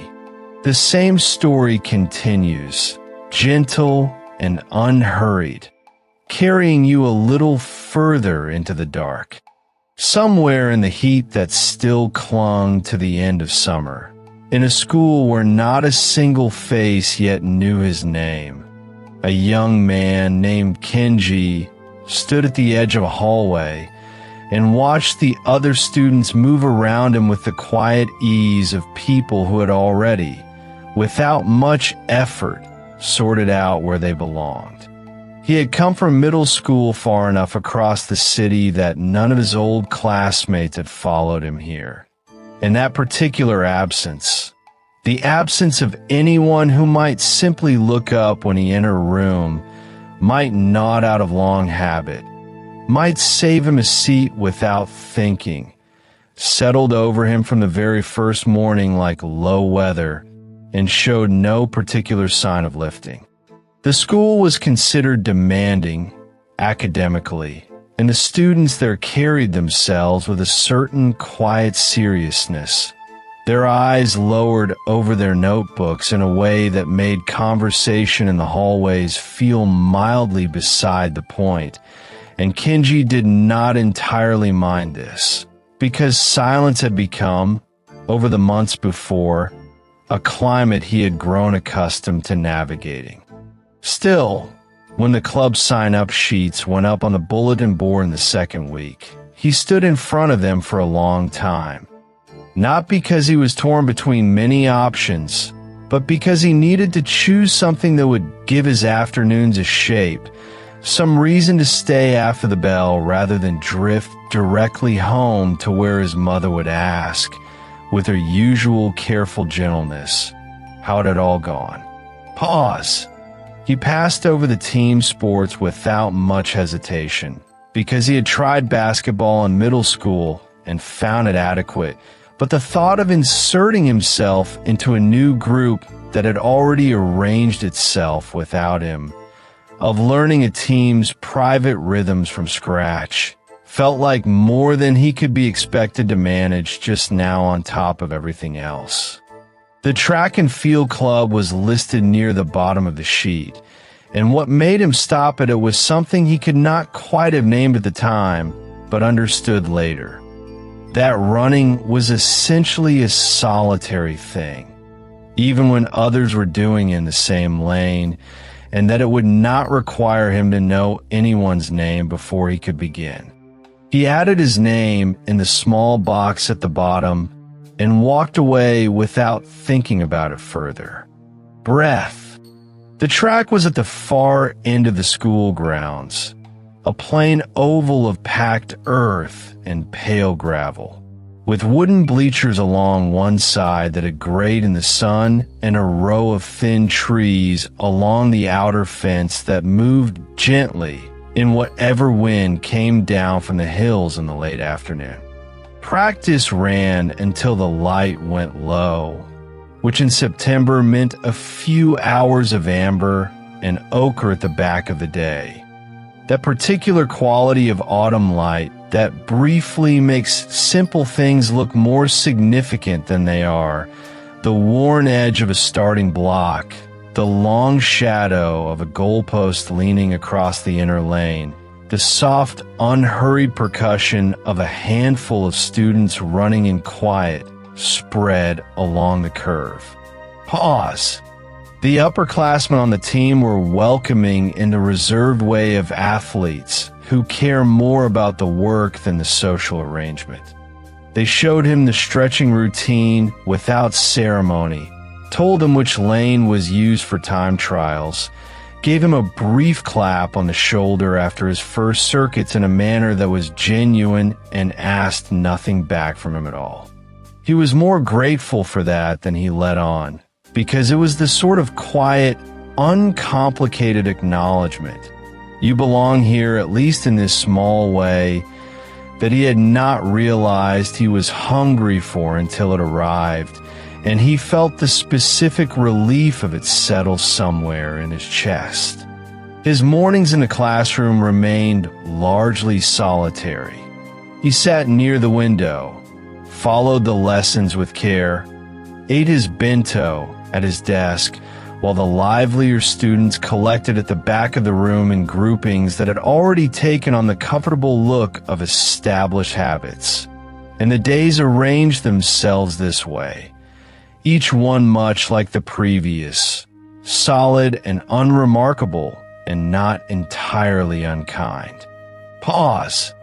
But in the late afternoons on the track, something in him loosened a little, the accumulated pressure of navigating all those new faces and unlearned routines, releasing into the simpler task of breathing and moving forward, of asking nothing more of the next hour than that it continue at an honest pace. He came to understand, in those first weeks, that running asked only that you keep going, and that it told you plainly, without kindness or cruelty, exactly what you had available on any given day. And this honesty, unremarkable as it sounds, was more than he was getting from much else in that season. Breath. He began to look forward to practice in a way he had not looked forward to many things. It was on an evening sometime in early October, in the middle of his third circuit, that he glanced toward the outer fence and saw, far down the road that ran alongside the school grounds, two figures walking. They were distant enough to be small, just shapes moving slowly in the fading light.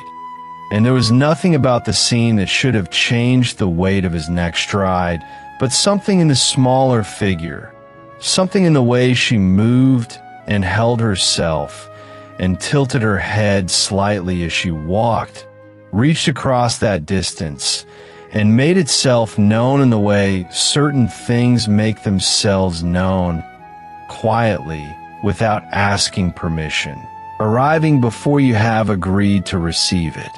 Pause. He kept running.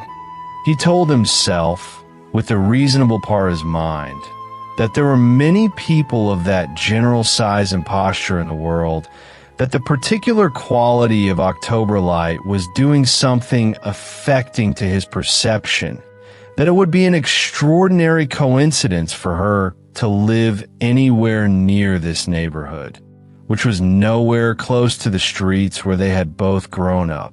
And he completed his circuit and came back around to the fence side, and the two figures had moved further along the road and turned a corner and were gone. He ran his remaining sets, stretched, and walked home, and did not press the thought too directly, the way you do not press a sore tooth too deliberately, because you know the knowledge is already there, already waiting, and there is no particular advantage to arriving at it before you are ready. Pause. But when he returned to practice 2 days later, his attention found the fence without instruction, sometime after 5 o'clock when the light came in at that low recognizable angle. And on that evening, there was nothing beyond the fence, just the trees and the empty road and a bicycle passing slowly. And he ran an extra circuit without quite deciding to. 2 weeks later, on a Tuesday in late October when the trees along the fence had gone to gold, and the air had that quality Japanese autumn air has of being cold and warm at once, still and faintly sweet at the edges, he saw her again. The two figures were at the same distance, moving in the same direction, and this time something in the smaller figure's way of moving. The slight leftward tilt of her head when she seemed to be listening, natural and specific and entirely unrehearsed, made the recognition arrive without question, cleanly and completely, the way a key finds its lock in a dark room. It was now. He kept running. Pause. She was walking beside a young man, taller than her by a considerable margin, someone whose name was Run, though Kenji had no way of knowing that from the distance of a running track, and would not learn it until much later from a passing remark. And they both wore the blue-gray uniform of a school he did not recognize, moving close enough together that the space between them had the quality of long arrangement. The easy proximity of two people whose evenings had, at some point, become organized around each other's presence. Kenji did not look long enough to form any clearer impression, tall, close, unhurried. And then the curve of the track carried him away from the fence, and the trees intervened, and he was running again, with only the sound of his own footsteps and the cold air in his lungs and the distant voice of a senior being coached somewhere behind him. Breath. He understood, somewhere on the back straight, that he had no precise name for what he was feeling, no category that fit it cleanly without leaving something out on the edges. It was not pain exactly, though. It had some of pain's quality, a steady, settled pressure in the chest that was not physical, that the running neither increased nor reduced, but simply held at a constant level, the way a stone in a coat pocket stays the same weight whether you're moving fast or slowly. And it was not surprise either, because somewhere in the part of himself that had never quite stopped keeping a quiet account of her, he had known, in the wordless way you know things before you formally decide to know them, that she had continued her own life in her own particular direction, that the world had rearranged itself around her the way it always does, and that whoever she was walking beside in the October evening had everything to do with her and nothing at all to do with him. Pause. What it was perhaps was something closer to the particular feeling of a thing that has been quietly true for a long time, finally taking a visible form, present, real, walking along the road beside the school where he ran every evening, not looking toward the track. He finished his sets and stretched at the edge of the gravel with the other distance runners and walked back to the changing room while conversation flowed around him about split times and weekend plans and a test coming up on Friday, and he nodded where nodding seemed right. Then he went home, and the evening arranged itself around him as evenings do. And he thought about it once or twice before sleep arrived and settled over everything with its usual indiscriminate mercy. After that, it happened perhaps once a week or once every 10 days, never on any schedule he could predict, just the ordinary rhythm of an evening practice, the track, the other runners, the coach at the far end calling instructions, and then sometimes near the end of the last set, those two shapes at the edge of his vision, moving slowly down the road alongside the fence, not looking toward the track, not looking toward him. They always moved in the same direction, which told him, over time, something about the geography of their shared evenings, where they were going or where they had come from. And he could have, if he had chosen, assembled this information into something that felt like knowledge. But he found that he did not particularly want to, that what he already had was sufficient. She was there. She was with someone she had chosen, and they were going somewhere together. Pause. He never slowed his pace on those evenings. He was careful about that. Precise in the specific way you are careful about things that would embarrass you to be caught doing. And he kept exactly the stride he had been keeping before and let the track carry him around and away. And when it brought him back to the fence side, he looked only briefly. And sometimes they were still visible along the road. And sometimes they had already gone around a corner and the road was empty. He thought sometimes, running, about what it would be to be the person walking beside her. Not in any hurry, not performing anything for anyone, simply the ordinary fact of someone's evening. Someone who knew the direction of her apartment by heart, and whose direction she knew in return, who heard her voice without needing a constructed reason to be in the same corridor. Breath. He thought about it the way, lying quietly in a dark room. You think about what it might be like to live in a different city, not with restlessness, not with the sharp kind of longing that makes you want to move, but with the gentle, acknowledging curiosity of a mind that has learned through long practice to mostly stay within its own perimeter and only occasionally, in a still moment, looks over the wall at what lies on the other side. He ran well that autumn. His times improved in a way that caused the upperclassmen to quietly revise their estimates of him.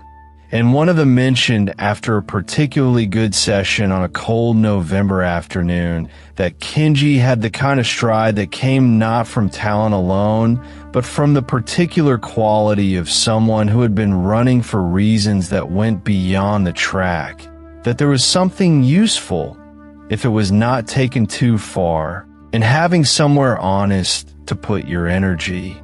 Pause. Kenji thanked him and did not elaborate, because the observation was accurate enough in its way, and there was nothing he could have added that would have made it more useful to either of them. November deepened, and the evenings went dark earlier, and by 5 o'clock the road alongside the fence was no longer visible in any useful way.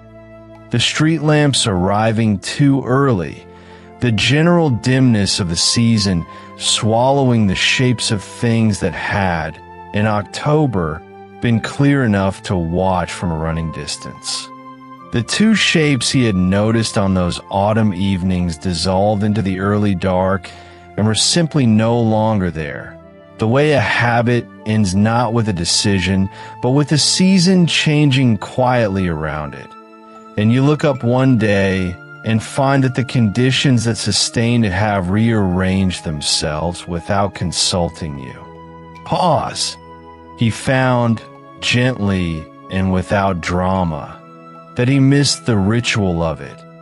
Not her specifically, or not only her, but the having of something at the edge of the afternoon to be quietly and almost unconsciously aware of, a point of reference that asked nothing of him and gave him, in return, the small, ordinary comfort of knowing that she was somewhere, moving through her own particular evening, in her own particular direction. Winter came the way winters do in that part of Japan. Not suddenly, but gradually, the mornings gaining their edges back one by one, the evenings arriving before they had quite been expected. Breath. Kenji kept running. He ran in the gray mornings before the school had fully woken up, and he stayed a little past the end of official practice on the evenings when the track was quiet and the other members had gone inside, not moving toward anything specific, but simply staying in the one part of the day that asked nothing complicated of him and returned, reliably, a clean and honest exhaustion that made the hours afterward quieter and simpler. He thought of now, sometimes on those runs, but differently than he had before, not with the restless, aching quality that had driven him years earlier to find reasons to be in the same hallway, to notice which classroom was hers, to silently rehearse things he never managed to say. Pause. It was softer now, and further away in a manner that was not quite the same as fading, more the way you think of a place you once visited and were glad to have seen and have not returned to, a warmth for something real that exists entirely on the other side of a distance that is wide but not hostile, only wide. She had her life, it seemed, and it was a good one, and she walked through her evenings alongside someone she had chosen, and the evenings were their own and had nothing to do with him, and that was something he had begun slowly and without ceremony, to hold without needing it to be otherwise. It was not happiness, quite, but it was something like peace, the particular kind that arrives not when things are resolved, but when you have simply, without quite deciding to set down something you have been carrying, and found to your own mild astonishment that you can still stand up straight, that the world is still approximately the size it was before. Pause. And so on winter evenings, when the track was empty and the light had gone, and there was nothing visible past the fence except the orange glow of street lamps and the dark shapes of trees moving faintly in the cold air, Kenji ran his circuits and breathed and let the sound of his own footsteps be, for a little while, the only thing that required his attention. That was the shape of it. Those evenings, that year, steady and solitary and quiet, held together by the simple, honest practice of moving forward without knowing precisely what lay ahead. Only that the moving itself was enough for now, and that in the strange and patient arithmetic of the feeling carried a long time, running alongside the same stretch of road, even unseen, even in the wrong lane, even with no destination that mattered to anyone but himself, was not nothing at all. Let that moment rest now, gently, the way a hand releases something it has been holding for a very long time. We stay with him a little longer in the quiet that follows. The same night still stretching softly around them, unhurried and still. If you feel yourself beginning to drift, that is perfectly fine. There is no rush here, nowhere else to be. Simply breathe in slowly and let the breath out even more slowly, and allow the story to carry you forward on its own, the way a river carries a leaf. Not pushing, only moving. The night is not yet done with them, and neither are we. On a rainy evening in early summer, in a small bar tucked into a side street somewhere in the city, a young man named Kenji arrived at a drinking party knowing, in the particular way a person knows things they would rather not know, that the night ahead was going to ask something of him. His friend Daichi had called that afternoon easy and casual, the way Daichi always was, suggesting drinks with a handful of old school friends. Nothing special, just a few people catching up over beer on a wet Tuesday in June. And then, almost as an afterthought, right at the end of the call before saying goodbye, Daichi had mentioned that Now would probably be coming too, and Kenji had felt something shift quietly inside his chest, the way a window shifts when a new wind finds it.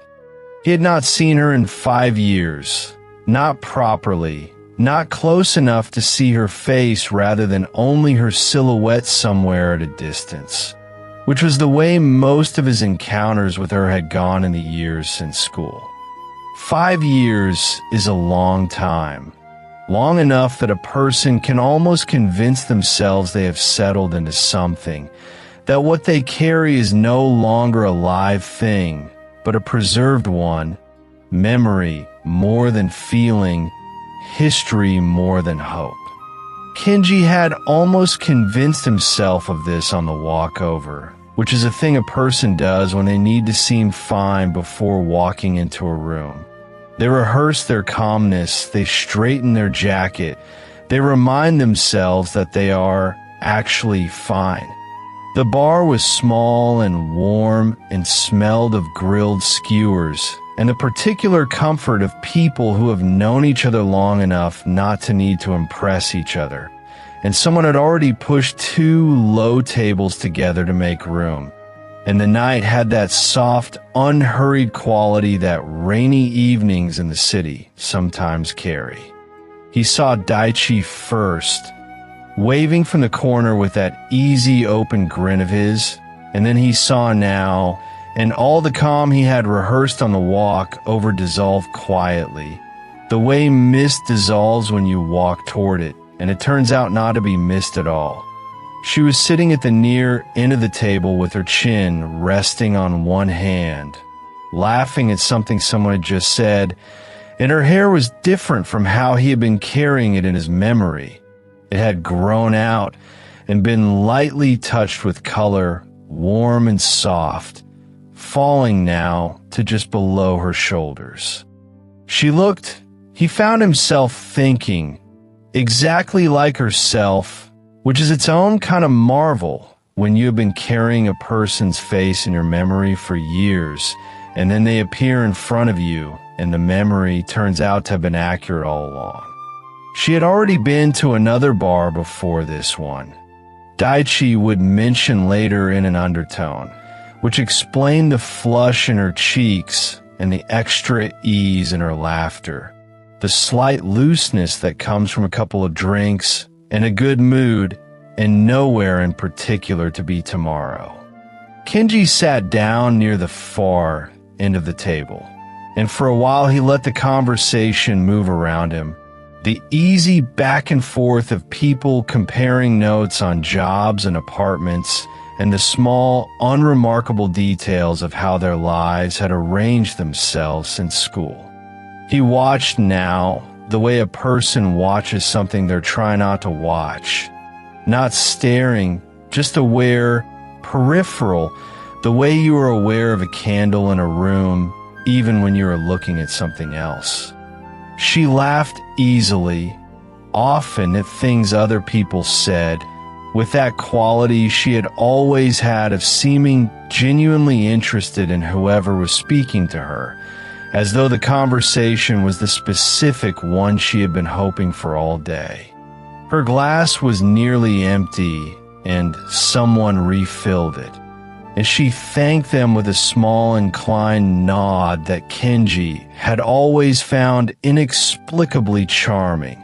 That particular combination of warmth and slight formality that was hers alone.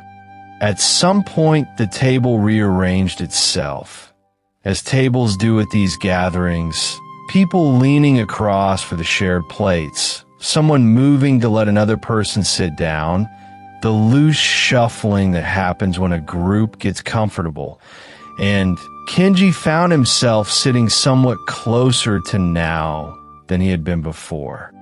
She turned and looked at him with that cheerful directness she had always had, and she said that it had been a long time, genuinely, it really had been, and then she mentioned something about how tall he had grown since she last saw him, which made Daichi immediately call her out from across the table, pointing out she had already used that line at the last bar. Now laughed and covered her mouth with one hand and blamed the drinks entirely. And Kenji laughed too, and something between them loosened slightly, the way something loosens after you have been holding it carefully for a while and decide for a moment to simply let it rest. They actually talked face to face in the proper way that two people who know each other talk. And Kenji realized, with something close to wonder, that they had almost never done this before. Not like this, not sitting still and unhurried and looking at each other without the excuse of a corridor or a hurried goodbye. He had watched her across classrooms, had found reasons to be near her, had spent the better part of 15 years thinking about her in the quiet hours. But sitting with her like this, just two people in a warm bar on a rainy evening, felt new and strangely simple and more painful than he had expected. She asked about his work, and he told her, and she nodded with genuine attention, and then she told him about hers, a small office, a commute she didn't mind, colleagues she mostly liked, a boss who was fine if occasionally difficult in the specific way that office bosses tend to be difficult. He listened the way he always listened to anything she said, with a care and attention that came entirely naturally to him, and that he suspected showed more than he intended, though she did not appear to notice, or perhaps simply did not mention it. She asked, after a while, in the easy way she asked most things, not pointed, just curious, the comfortable question of old friends catching up, whether he had a girlfriend. And Kenji said that yes, he did, that they had been together about a year, which was not true, had never been true, and which came out of his mouth before he had quite decided to say it, the kind of answer a person gives when someone who matters asks if they are fine, and the answer that wants to come out is not the one that is useful. Now said that was good, that she was genuinely glad, and the warmth in her voice was real and not unkind, and somehow made things slightly harder to hold, the way warmth sometimes does. Daichi, across the table, had gone briefly still and said nothing, which was its own kind of statement. The evening continued the way evenings do. More drinks arriving, more small plates of things to share, conversations overlapping and braiding together, the comfortable noise of a group of people who have known each other long enough to be easy in each other's company. Kenji refilled his glass and watched the rain on the window and let himself simply be there, which was something, even if it was not everything, even if it was not the kind of being there he had spent 15 years quietly hoping for. He told the woman sitting beside him, a friend of Daichi's, someone he had met once or twice at gatherings like this one, that he still had feelings for now, still after all of it. And the woman looked at him with an expression that was not quite pity and not quite simple sympathy, but the combination of both that people were when they can hear that something is genuinely difficult. She said that she understood, which she probably did not, entirely, but said with enough gentleness to be worth something. And Kenji nodded and looked back at his glass. Now came back from the bathroom, laughing about something she had overheard in the corridor, some minor absurdity of strangers, and she settled back in her seat with the easy confidence of someone thoroughly warmed by an evening of good company and no particular worries about tomorrow. She said she had something she had been meaning to mention, now that they were all here, that she had been a little shy about bringing it up earlier, which was unusual for her, and the table settled into that particular attentive quiet that gathers around the word news. She said she might be getting married next year. She said it lightly, one hand over her mouth in that gesture she had half embarrassed, half unable to fully contain the smile underneath it. And the table responded with warmth and questions, voices overlapping, asking who and when and how it had all come about. She said it was someone she worked with, someone she had known for a while, kind and steady, a person who was good to her. And she said it in the slightly self-conscious way that genuinely happy people sometimes talk about the thing making them happy, as though happiness is something requiring a small apology. She said she hoped they would all come, if it happened, if it was a proper thing. And she was laughing as she said it, still flushed from the drinks and the warmth of the room and the particular pleasure of sharing good news with people who have known you for a long time. Kenji said congratulations because that is what a person says, and he said it in a voice that sounded, to his own careful ear, very much like his ordinary voice, which struck him afterward as a small personal achievement under the circumstances. His mind, in the way minds sometimes protect themselves, found other things to notice. The grain of the wooden table, the sound of rain growing slightly heavier against the glass, the warmth of the room pressing gently against his face. He found himself thinking about nothing, which is perhaps what the mind does when thinking about the actual thing is more than it can manage in a given moment.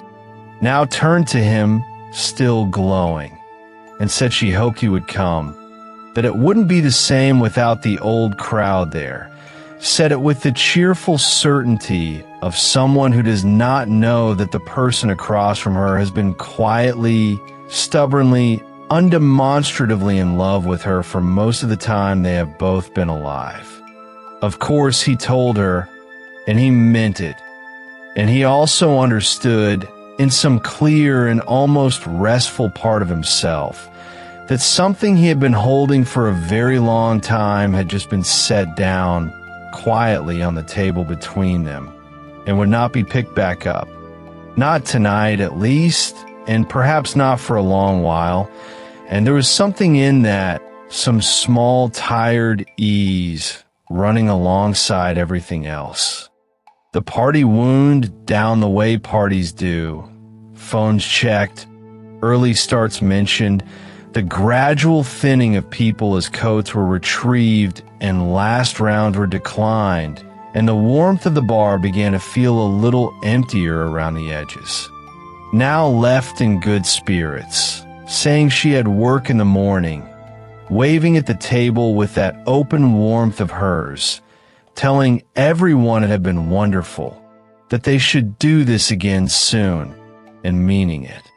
She said goodbye to Kenji the way she said goodbye to everyone, warmly, briefly, touching his arm for a moment and saying it was genuinely good to see him.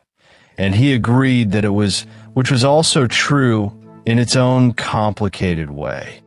Daichi stayed after most of the others had gone, not saying much, just being there the way a good friend is there when something has happened and words seem beside the point.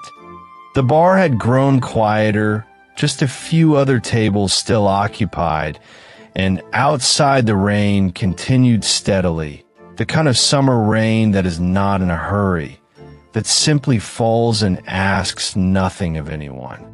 Kenji thought about the way she had looked when she said it, that hand over her mouth, the suppressed smile, the flush in her cheeks. And he thought about how he had been carrying her face for 5 years, and she had appeared tonight, and it had been exactly the face he remembered. He thought about the 15 years before that as well.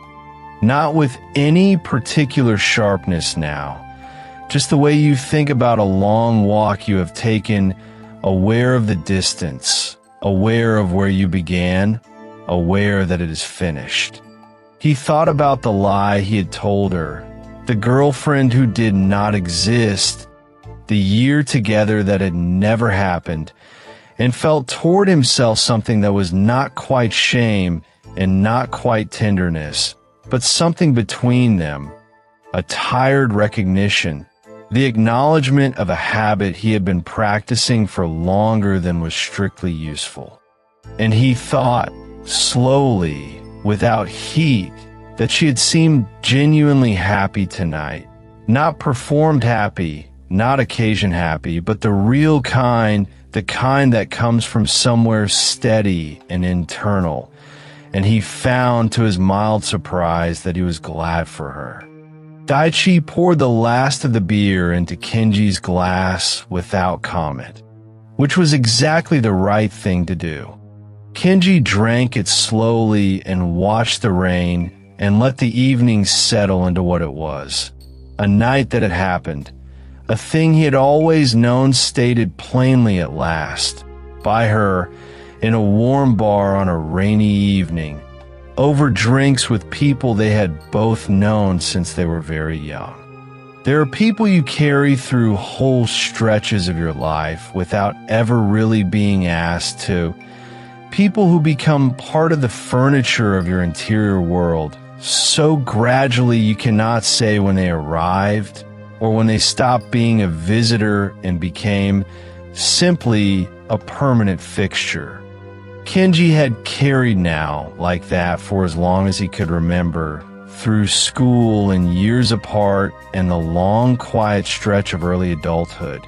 And she had always been there in the background of the things he did and didn't do, a kind of constant reference point he had never quite been able to put down. He was not sure what it would feel like in the days ahead to carry something that had changed shape so definitively. Not gone, perhaps, but different. The way a stone is different after the river has been working on it for 15 years. Still the same stone in some sense, but smoother, worn to something quieter than it was. He thought he would probably be all right. In that particular way, people are all right when they have had time to see something coming, when the thing that finally happens is not a surprise, so much as a confirmation of what they had already, somewhere deep and quiet, already known. The bar was nearly empty now, just Kenji and Daichi and one other table across the room, where two people were talking quietly to each other, and the rain against the glass, steady and unhurried, filling the small silences between them. Daichi said, eventually, in a quiet way that is not really asking anything, that it had been a good evening, and Kenji agreed that it had, which was true in its own way, in a way that evenings can be good and hard at the same time, and both of those things can be accurate at once. On the walk home, the rain had eased to a fine mist, the city quiet at that hour, the streets reflecting the amber of street lamps and the wet pavement, the sound of his own footsteps the main sound in the world. He thought, on that walk, about the version of the walk he used to imagine when he was younger and less tired and still in the habit of imagining such things. The one where the evening had gone differently, where he had said something true and she had said something back, and the walk home was different in quality from all the others. He thought about that imagined walk for a moment, and then he let it go, gently, the way you let go of something you've been holding so long that you have almost forgotten what your hand felt like without it, and found that your hand was fine. And that, perhaps, is where the evening rests. A young man walking home in the mist, a little lighter in one way and a little heavier in another, carrying what he had always carried, only now knowing more clearly what it was, and where at last it had to be set down. Let that moment rest now, just as it is, held gently in the quiet around you. The night is still unfolding, the same thread running soft and continuous through the dark, and there is no need to hold onto anything or to hurry toward what comes next. Take a slow breath, if you like, and feel the weight of your body settle a little more deeply into wherever you are resting. We stay with them a little longer. The same soft world, the same unhurried hours, the same stillness gathering at the edges of the room. And when you are ready, or perhaps even before you are ready, the story simply continues as quietly as breath, as gently as the turning of a page no one can hear. Somewhere in the middle of a Tuesday evening, in a kitchen no wider than 2 arm spans, a young man named Kenji was rinsing a bowl under cold water when his phone lit up with Daichi's name. He dried his hands on the towel hanging from the oven handle and answered, and Daichi's voice came through with a kind of careful stillness, the stillness of someone who has organized what they need to say and is delivering it one sentence at a time so that it lands properly. Now, was in the hospital somewhere on the eastern side of the city, and the reason she was there involved Hiro and a motorcycle and a bend in the road. Kenji listened, and the bowl stayed in the sink unrinsed. And when Daichi had finished saying what he knew, there was a moment of silence in which neither of them spoke, and the tap continued dripping softly into the ceramic. He found his jacket on the hook by the door and was outside the building before he was fully aware of having decided to leave. Pause. The train to the hospital district ran every 10 minutes, and Kenji stood near the door for the whole journey with one hand on the overhead bar, watching the lights of the city come and go through the window, trying to organize the fragments Daichi had given him into something that made sense.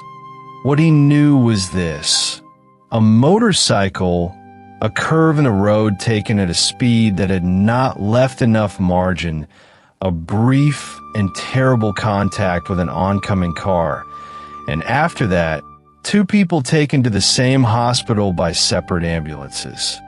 What he did not know was how now was. And this was the piece of information that kept replacing everything else in his mind, crowding out the facts of road and curve, leaving only itself. Pause. Daichi was waiting at the glass entrance doors when Kenji arrived, hands tucked into the pockets of his jacket, and he walked Kenji inside without preamble, the way people do when the things that need to be said are best said while moving. He told Kenji, quietly, that now had been thrown from the bike when it made contact with the other vehicle, that she had landed on her back, and that the injury to her spine was what the doctors were most concerned about. The cracked ribs would heal. The road had left its marks on her skin, but it was the spine that was the question, the spine that nobody was ready to answer yet. Hiro's injuries were different. A broken leg, clean fractured, the kind that heals in its own reliable time, and bruising that would fade in the way bruising always does. Pause. Kenji walked beside Daichi through corridors that smelled of antiseptic and something faintly sweet underneath. The particular smell of a building where the work of keeping people alive goes on around the clock, without ceremony and without pause. They passed the nurse's station, where a woman was working quietly over a stack of papers without looking up, and past the row of vending machines humming to themselves in the partial dark of the hallway, and came to the room on the third floor where Now was. Long pause. She was lying in the bed with the sheets pulled up to her chest, and one side of her jaw had a small square of white gauze taped to it, and her forearms rested on top of the sheet with the bandages showing, and she was pale in the way people become pale after a thing like this. Not the paleness of cold, but the paleness of used up. She saw Kenji come in and made a small sound, involuntary, just an acknowledgement, and then arranged her face into a smile that was her trying very hard to be reassuring. Pause. He sat down in the chair beside her bed, and they spoke for a while, not about the accident, not directly, but around it, the way you orbit a thing that is too large to approach straight on.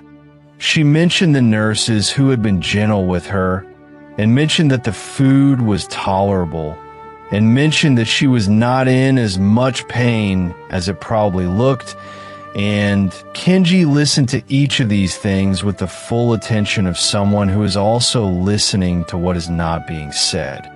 What was not being said was the thing Daichi had told him in the corridor. The spine, the question, the fact that sensation in her lower body was limited in a way that the doctors were not yet explaining with any certainty.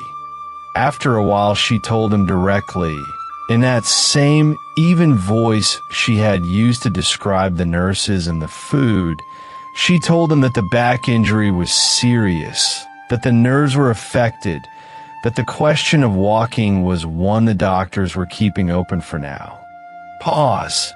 He sat with this and did not immediately speak, because there was nothing to say that would be equal to it, and she did not seem to need him to say anything, only to stay in the chair and receive the information alongside her, the way you hold a weight between two people because it is too heavy for one.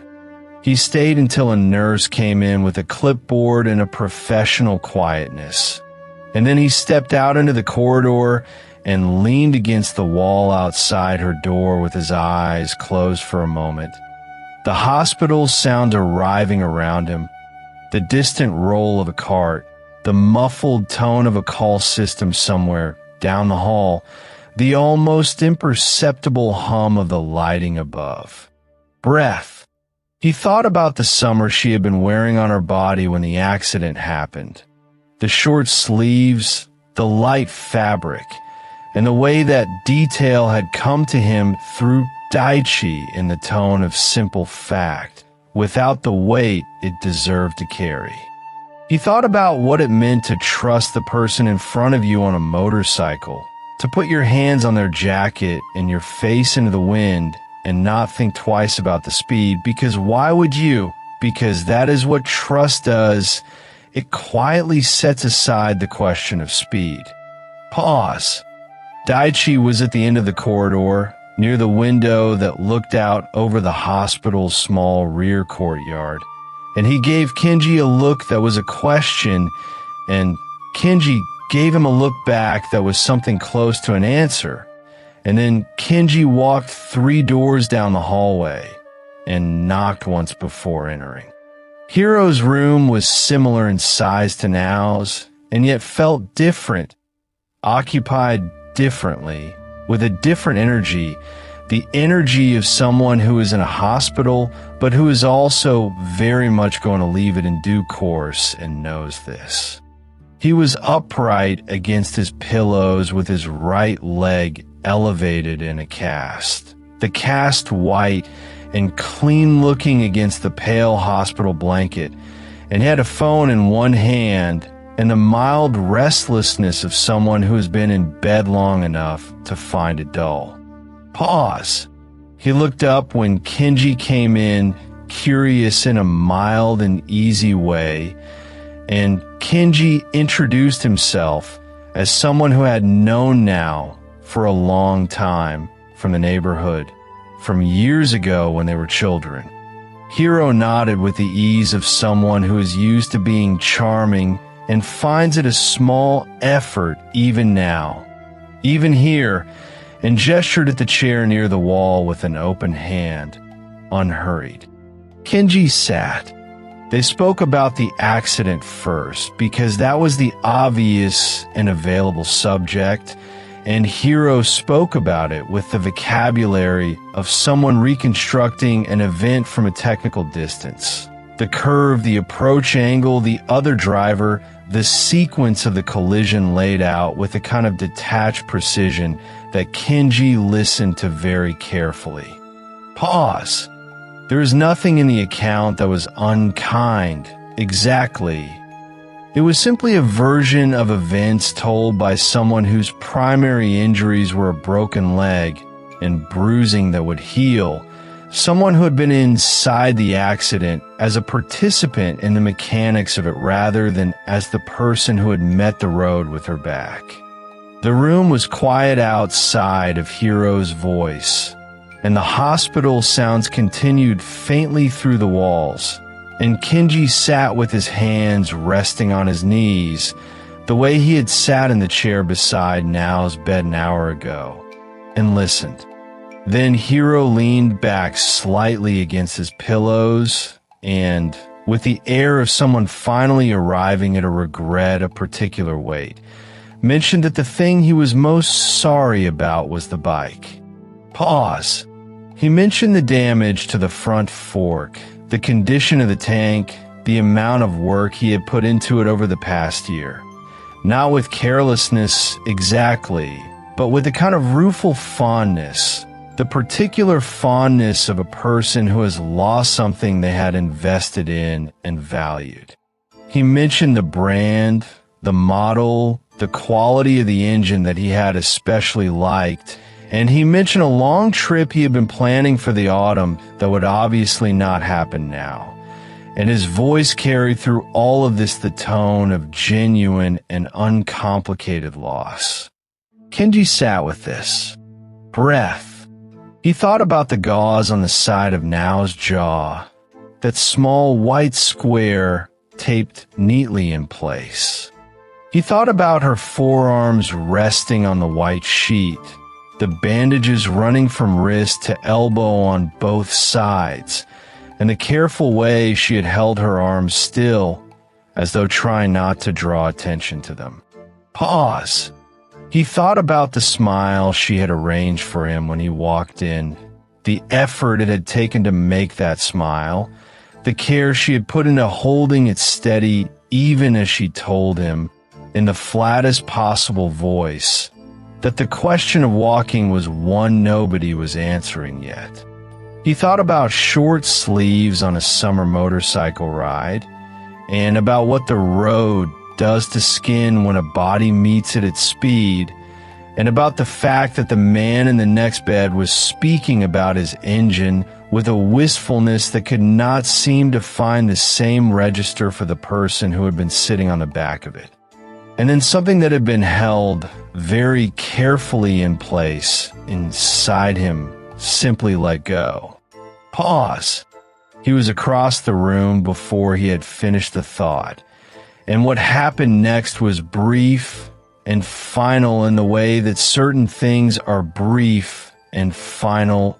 Single movement, a single impact, and then a stillness that was different from the stillness before.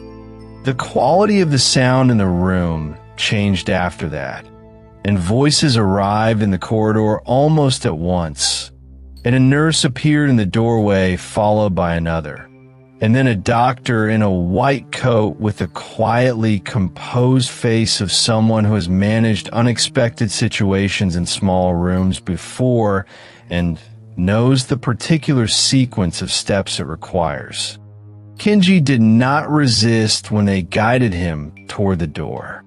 He moved with the hands that were steering him through the doorway and into the corridor and then down toward the stairwell, not explaining, not speaking, because the moment had already spent itself completely, and what remained on the other side of it was a very ordinary feeling. The feeling of having done an irreversible thing in a situation that was already full of irreversible things. Pause. Someone in a measured and even voice told him that he was not to return to this ward, and he replied that he understood because he did. Long pause.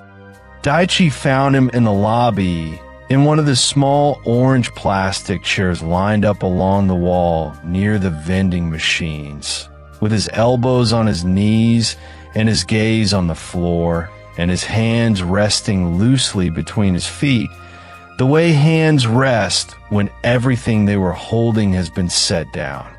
Breath. Daichi sat beside him and did not say anything for a while, which was the right thing to do. The right thing being sometimes simply the presence of another person who knows what has happened and does not require it to be explained. After a while, Daichi mentioned that the police had not been called, and Kenji received this information the way you receive unexpected mercy, with a kind of quiet surprise that is immediately followed by the awareness that you do not deserve to be surprised by it. The hospital lobby had the particular quality of late-night common rooms everywhere. The lights a little too bright, the air a little too still, a handful of people scattered in chairs along the walls, a man in a jacket reading something on his phone, a woman asleep with her head tilted sideways. The whole room caught in the suspended time of waiting that doesn't distinguish between night and day. Pause. Outside the glass doors, the city continued in its ordinary summer darkness, warm, humid, indifferent in the way cities are indifferent. All of it filtered down through the glass to a low and comfortable hum. Kenji sat in the orange chair and felt the evening come apart in him slowly, the way it does when whatever was holding things rigid begins to thin. The tightness in his shoulders, the rigidity along his jaw, releasing by increments into something more ordinary and more tired. He thought about what he had done, not to excuse it, not quite to condemn it either, but to look at it directly, the way you eventually have to look at the things you cannot unsee. He understood that it had solved nothing, had not put Now back on her feet, had not given the doctors any of the answers they were so carefully withholding, had not changed a single fact about the curve in the road or the speed that had not slowed for it. Pause. It had only spent a great deal of the energy he was going to need for what came next. And there was a great deal of what came next. He thought about the ward ban, the real and solid fact of it, the third floor now closed to him, and about the chair beside Now's bed where he had been sitting an hour ago, and about how it would feel to be in that chair again when something changed, and whether something would change. Pause. He thought about her shoes, which he had noticed tucked under the bed frame. Small sneakers, The one she had been wearing when she came in, sitting patient and still in the dark under the bed, waiting for something that might or might not arrive. Daichi eventually stood and said he was going to find coffee from the machine down the hall, and Kenji said yes, thank you, and watched him walk away with his hands in his jacket pockets. The familiar, unhurried walk of someone who has been awake too long and is doing the sensible thing anyway. The lobby settled around Kenji in its impersonal, fluorescent way.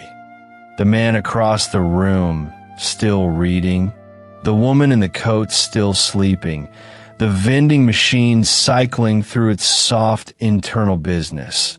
The whole room continuing on in the manner of rooms that do not wait for anyone. Pause. Outside the glass, the summer night softened by degrees toward the hours that are neither late nor early. The warmth thinning without fully releasing.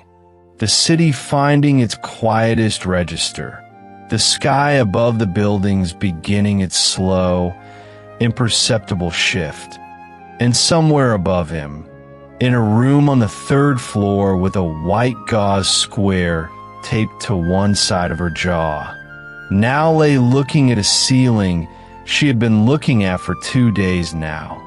Perhaps sleeping, perhaps not, perhaps holding the question the doctors had left open with the same quiet steadiness she had used when she told him about it.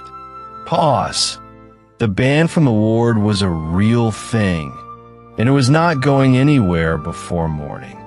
But so was the lobby, and so was the chair he was sitting in, and so, in its modest and imperfect way, was the fact that he had come the moment Daichi called, and that he intended to be here tomorrow, and the day after, in whatever capacity the hospital would allow.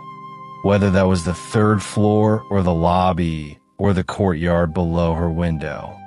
Daichi came back with 2 cans of warm coffee from the machine and handed one to Kenji without ceremony, and they sat together under the hospital lights and drank slowly and did not talk very much. Outside, the summer night continued its long, unhurried work of becoming morning. The warmth settling, the sounds of the city growing smaller and further away, the glass of the lobby doors holding the dark at a comfortable distance. Pause. And that, perhaps, was the shape the night had taken. Not what Kenji had imagined when he left his apartment with his jacket half on. Not anything like what he would have chosen, but what remained when everything else had been stripped away. A lobby, a can of warm coffee going slowly cold, a friend sitting beside him, and the long and ordinary work of waiting now beginning in earnest. It was not nothing, and it was a place to start. Let that moment rest where it fell, gently, the way a breath releases without any effort at all. We stay with them a little longer, in the quiet that follows, in the soft stillness that gathers after something true has been said or left unsaid. The same night continues to hold everything. The same darkness beyond the window. The same unhurried hours moving through the room. There is no need to rush forward. If you like to close your eyes here, to let your breathing slow and deepen, this is a good place for that. The story is still here, still unfolding, patient as still water, and it will carry you gently when you are ready to continue. She sent the message on a morning when the sky had the soft, milky gray quality of old paper left too long near a window, and it said only, "Come."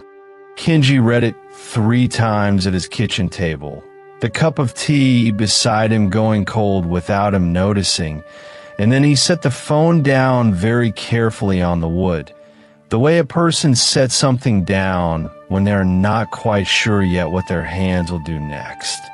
He had been going to the hospital every day for 2 months, sometimes longer, walking through the front entrance and down the familiar corridor, and then stopping outside the ward for a while before turning and leaving again because she had asked gently, through her parents, through the one friend who stood between them and kept things honest, that she needed time. He had respected that, or tried to, which is the most a person can honestly say about respecting something that runs directly against everything their body wants to do. And so he had found other ways, small ones, careful ones, a pair of dark blue socks left with a nurse, a soft towel blanket passed her mother with nothing attached, no note, no address on the wrapping, because he had understood that gifts without conditions were the only kind she could receive right now. Whether she wore them, he had not allowed himself to wonder too often, because wondering too often about things you cannot know is the kind of thinking that, done in the small hours of the morning, tends to go nowhere useful. But now the message was there on his phone, plain and brief, and carrying everything inside its brevity, and Kenji was already reaching for his jacket before his mind had fully completed the thought of going. The drive to the hospital took 20 minutes.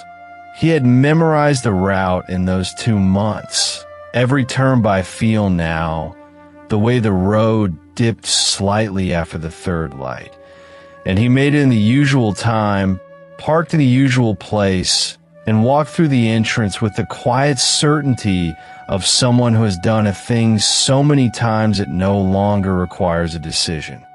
The hospital had a small courtyard at the back, a quiet square of pale concrete with a few stone benches along the path, and some bare trees that had given everything they had to the autumn weeks ago and were now still and gray against the sky. It was not a particularly beautiful courtyard. It was the kind of place built for the idea of fresh air and used mainly for the actual thing.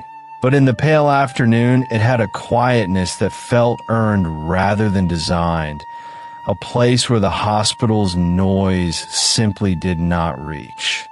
Now was there, near the edge of the stone path, her wheelchair turned slightly toward the thin warmth coming from the right side of the sky, her hands folded in her lap. She was wearing the socks, the dark blue ones he had sent, and the towel blanket was folded across her knees, the pale edge of it just visible beneath her fingers. Kenji stopped walking when he saw those things on her. Those small and ordinary things he had sent without knowing if they would reach her or if they would sit in a cupboard somewhere untouched. And for a moment, he simply stood on the path and did not do anything else. She looked up and saw him standing there and said something like, well, it wasn't as though he were a stranger, with a small, slightly self-conscious laugh. And Kenji managed a laugh too, the kind that comes out when the body is trying to manage more than it expected and settle for laughter as the nearest available response. He went and sat on the bench nearby, leaving the distance that seemed right, not too far, not close enough to crowd her.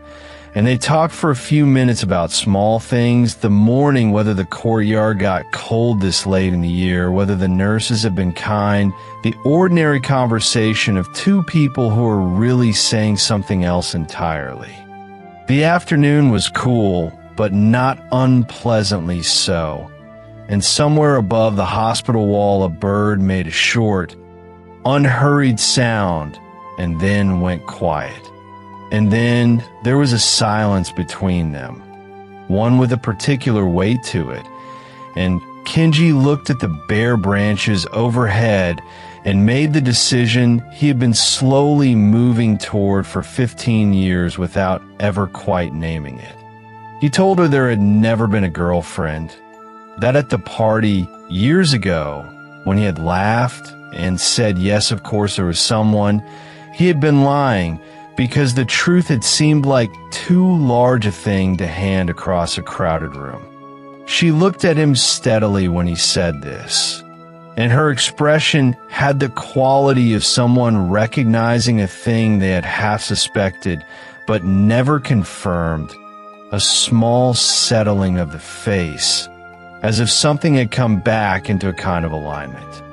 He asked if he could tell her something, not asking permission exactly, more like asking her to stay with him for a while longer, and she said yes, and the smile she gave him then was the real one, not the brave one she had been keeping ready for doctors and for friends who still came, not the careful one she wore for difficult mornings, but the one that went all the way to her eyes, the one he had been looking for since he was 6 years old. And so he told her everything, not in any organized way, because the memories came up in the order they came, the way they do when you've been holding something a very long time and finally set it down.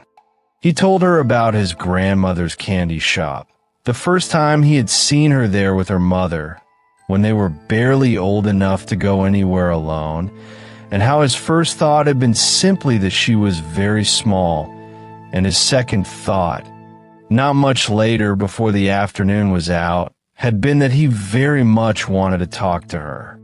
He told her about the school corridors, the way she used to walk through them with her dark hair catching the window light, and how the other girls would reach out to touch it as she passed, because it was just that kind of hair, the kind that makes people reach without quite knowing why, and how he used to watch this from the distance of a few feet and feel something he had no name for yet. He told her about the years of bothering and poking, the only language available to a small boy with no better plan. The lunch bag swung too wide, the mud on the school field trip, the day at the local summer festival when she had been wearing a dark yukata, and he had told her it didn't suit her, which had come out entirely backwards from the thing he had actually meant, which was that she looked so lovely standing there in the evening light that he had panicked and said the nearest opposite thing instead, and she had hit him, which he had completely deserved. She was quiet through all of this, her hands resting on the blanket, her eyes on him, and sometimes she made a small sound. Not quite a word, just a quiet note of acknowledgement, a signal that she was still there and still following. And Kenji kept going because 30 minutes is not a very long time, and 15 years have been much longer. He told her about the letters, the careful handwriting of two people who had never really talked and were trying. And then the spring afternoon she had come to his door to tell him she had found someone else, and the particular way time had stopped for a moment and then restarted at a slightly different speed than before. He told her about the winter he had seen her in the neighborhood 3 years on, and had walked straight up and said, "I still like you," before he had thought through whether this was a good idea or a terrible one. It was on balance a spectacular one, as terrible ideas go, and she had turned away with tears in her eyes that he had stood there and watched until she was gone. She laughed at this, a real laugh, wet at the edges, and said that yes, he had always had a gift for choosing the exact wrong moment, and he agreed that this was probably true and had not improved much with age. He told her about the drinking party, seeing her walk in after 5 years and thinking that she was just the same, slightly shorter than he had remembered her being, and somehow more present, her hair a little different, her voice exactly the same, and then the news about the wedding, and going home that night, and sitting in the dark for a while. Not because he was being dramatic about it, but because sometimes there is genuinely nothing else to do.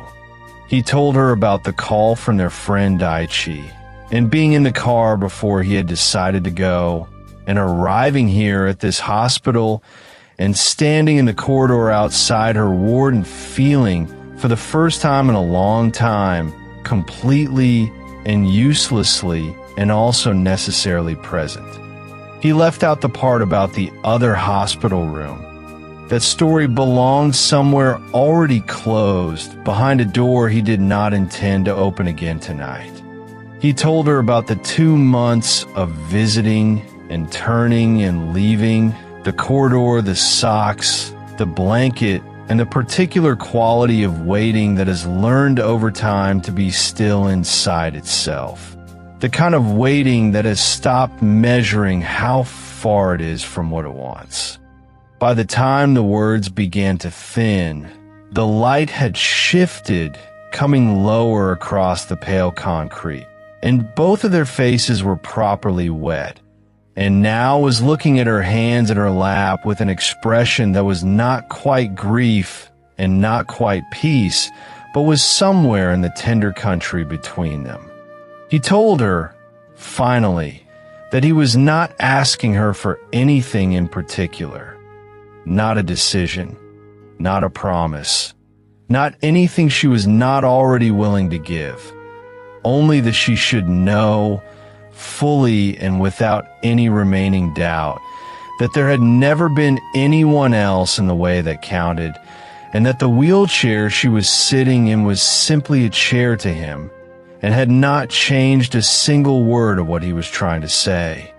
There was a long silence after that, the kind that has its own weather, and somewhere down the corridor a door opened and closed, and a small bird landed near the far end of the path, considered the concrete, and flew off again. Now looked at her hands for a moment. The blue socks at the edges of her vision, the blanket across her knees, his things on her body. And then she looked up at him. She told him she loved him. She said it simply, in a voice made a little rough by crying. And she said that she had known it for some time and had been afraid of it for some time, and that those two things had lived alongside each other for months without resolving until this particular afternoon in this particular courtyard. Kenji told her he loved her too. He said it in a hospital courtyard on an ordinary autumn afternoon with bare trees overhead and the faint ambient sound of a building full of people going quietly about their days. And it was nothing like the versions he had imagined over the years. No particular weather, no earned dramatic moment. Nothing built up the way stories are usually built. And it was better than all of those versions. Because it was real, and it was here, and it belonged to both of them. They stayed in the courtyard for a little while after that, not saying very much, just being in the same place at the same time, and at some point the blanket slipped, and Kenji reached over and tucked it back without making anything of it. An automatic small thing, a thing a person does without thinking, and now let him. He walked back through the hospital afterward, feeling the particular lightness that comes from having set down something heavy, not just the weight gone, but the body still surprised by the absence of it, the posture slowly adjusting to the new condition. He called Daichi from the car park, and Daichi picked up on the second ring, because Daichi had known everything for years and had, with the patience of a genuinely good friend, simply waited for Kenji to arrive at his own conclusions in his own time, without once suggesting he hurry.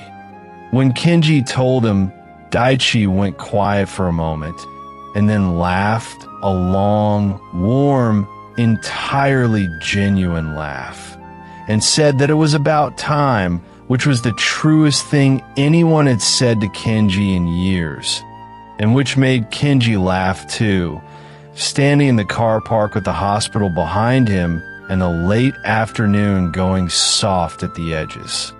They talked for a few more minutes, Daichi asking how she had looked and whether Kenji had managed it without making a complete spectacle of himself. He had not. Tears and snot had both been present, thoroughly, which Daichi found deeply and personally satisfying. And when they hung up, Kenji sat in his car for a while and looked at the building. He thought about the afternoon, replaying it slowly, the way you replay something you want to keep, not to interrogate it, just to hold it again to make sure it was real. He thought about the look on her face when he had said there had never been anyone else, and the small shift in her expression, like a door opening a few more inches in a room that had been nearly but not quite closed. He thought about the socks and the blanket on her, and how seeing those small things on her had been, in its own quiet way, more than he could say. April came, as it does, and Kenji started a new job, and now continued her rehabilitation, which moved at the pace it moved, with its difficult days and its small, unexpected victories, and they saw each other as often as they could manage. He had begun to save money, quietly and without announcing it, the way you save towards something when you have a direction and are not in any particular hurry. Some evenings on the way home, he would pass the old neighborhood, the street they had both grown up on, their two front doors 50 meters apart, and he would think about his grandmother's shop and the small girl who used to come in with her mother, and how none of it had been wasted. Not 1 year of it. Not the years in the school hallway, not the terrible December timing, not the drinking party, not the corridor outside her ward, not the waiting. None of it had been the wrong path, because there had only ever been the one path, and he had been on it the whole time without knowing what it was called. His father listened to the whole story without interrupting, and when Kenji had finished, his father said simply, "If you have decided, then love her all the way through." And Kenji thought that this was probably the most useful sentence he had ever received, and kept it. And now's mother, who had known Kenji since he was small and had watched years' worth of confusion and mischances from a very short distance, told her daughter something along the lines of "at last," which now relayed to Kenji later, quietly, with a smile that was her real smile, and which made him laugh longer than he had in a while. And so the story rests here, in the space between what has happened and what comes next, which is where all the good ones rest for a while. Two people who grew up within 50 meters of each other, who spent 15 years in the same neighborhood and the same corridors and the same corners of the same city, always just slightly out of reach, not by cruelty or by anyone's intention, but by the ordinary and unhurried fumbling way of things.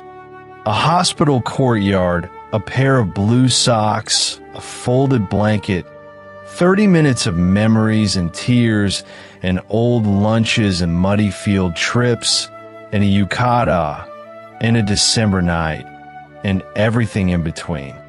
30 minutes, in the end, to say what 15 years had been carrying. Now is still in rehabilitation, doing the slow and necessary work of it. And Kenji is saving money without rushing, which may be the most patient thing a person who has already waited 15 years can manage to do. And somewhere in the space between the saving and the working and the ordinary back and forth of their days, they have found the thing that all of it was always moving toward, not perfectly, not easily, but really which is the only kind that holds. And that, perhaps, is where the story rests for tonight. And so, tonight's story finds its quiet ending here. The voices have stilled. The night has held everything it needed to hold.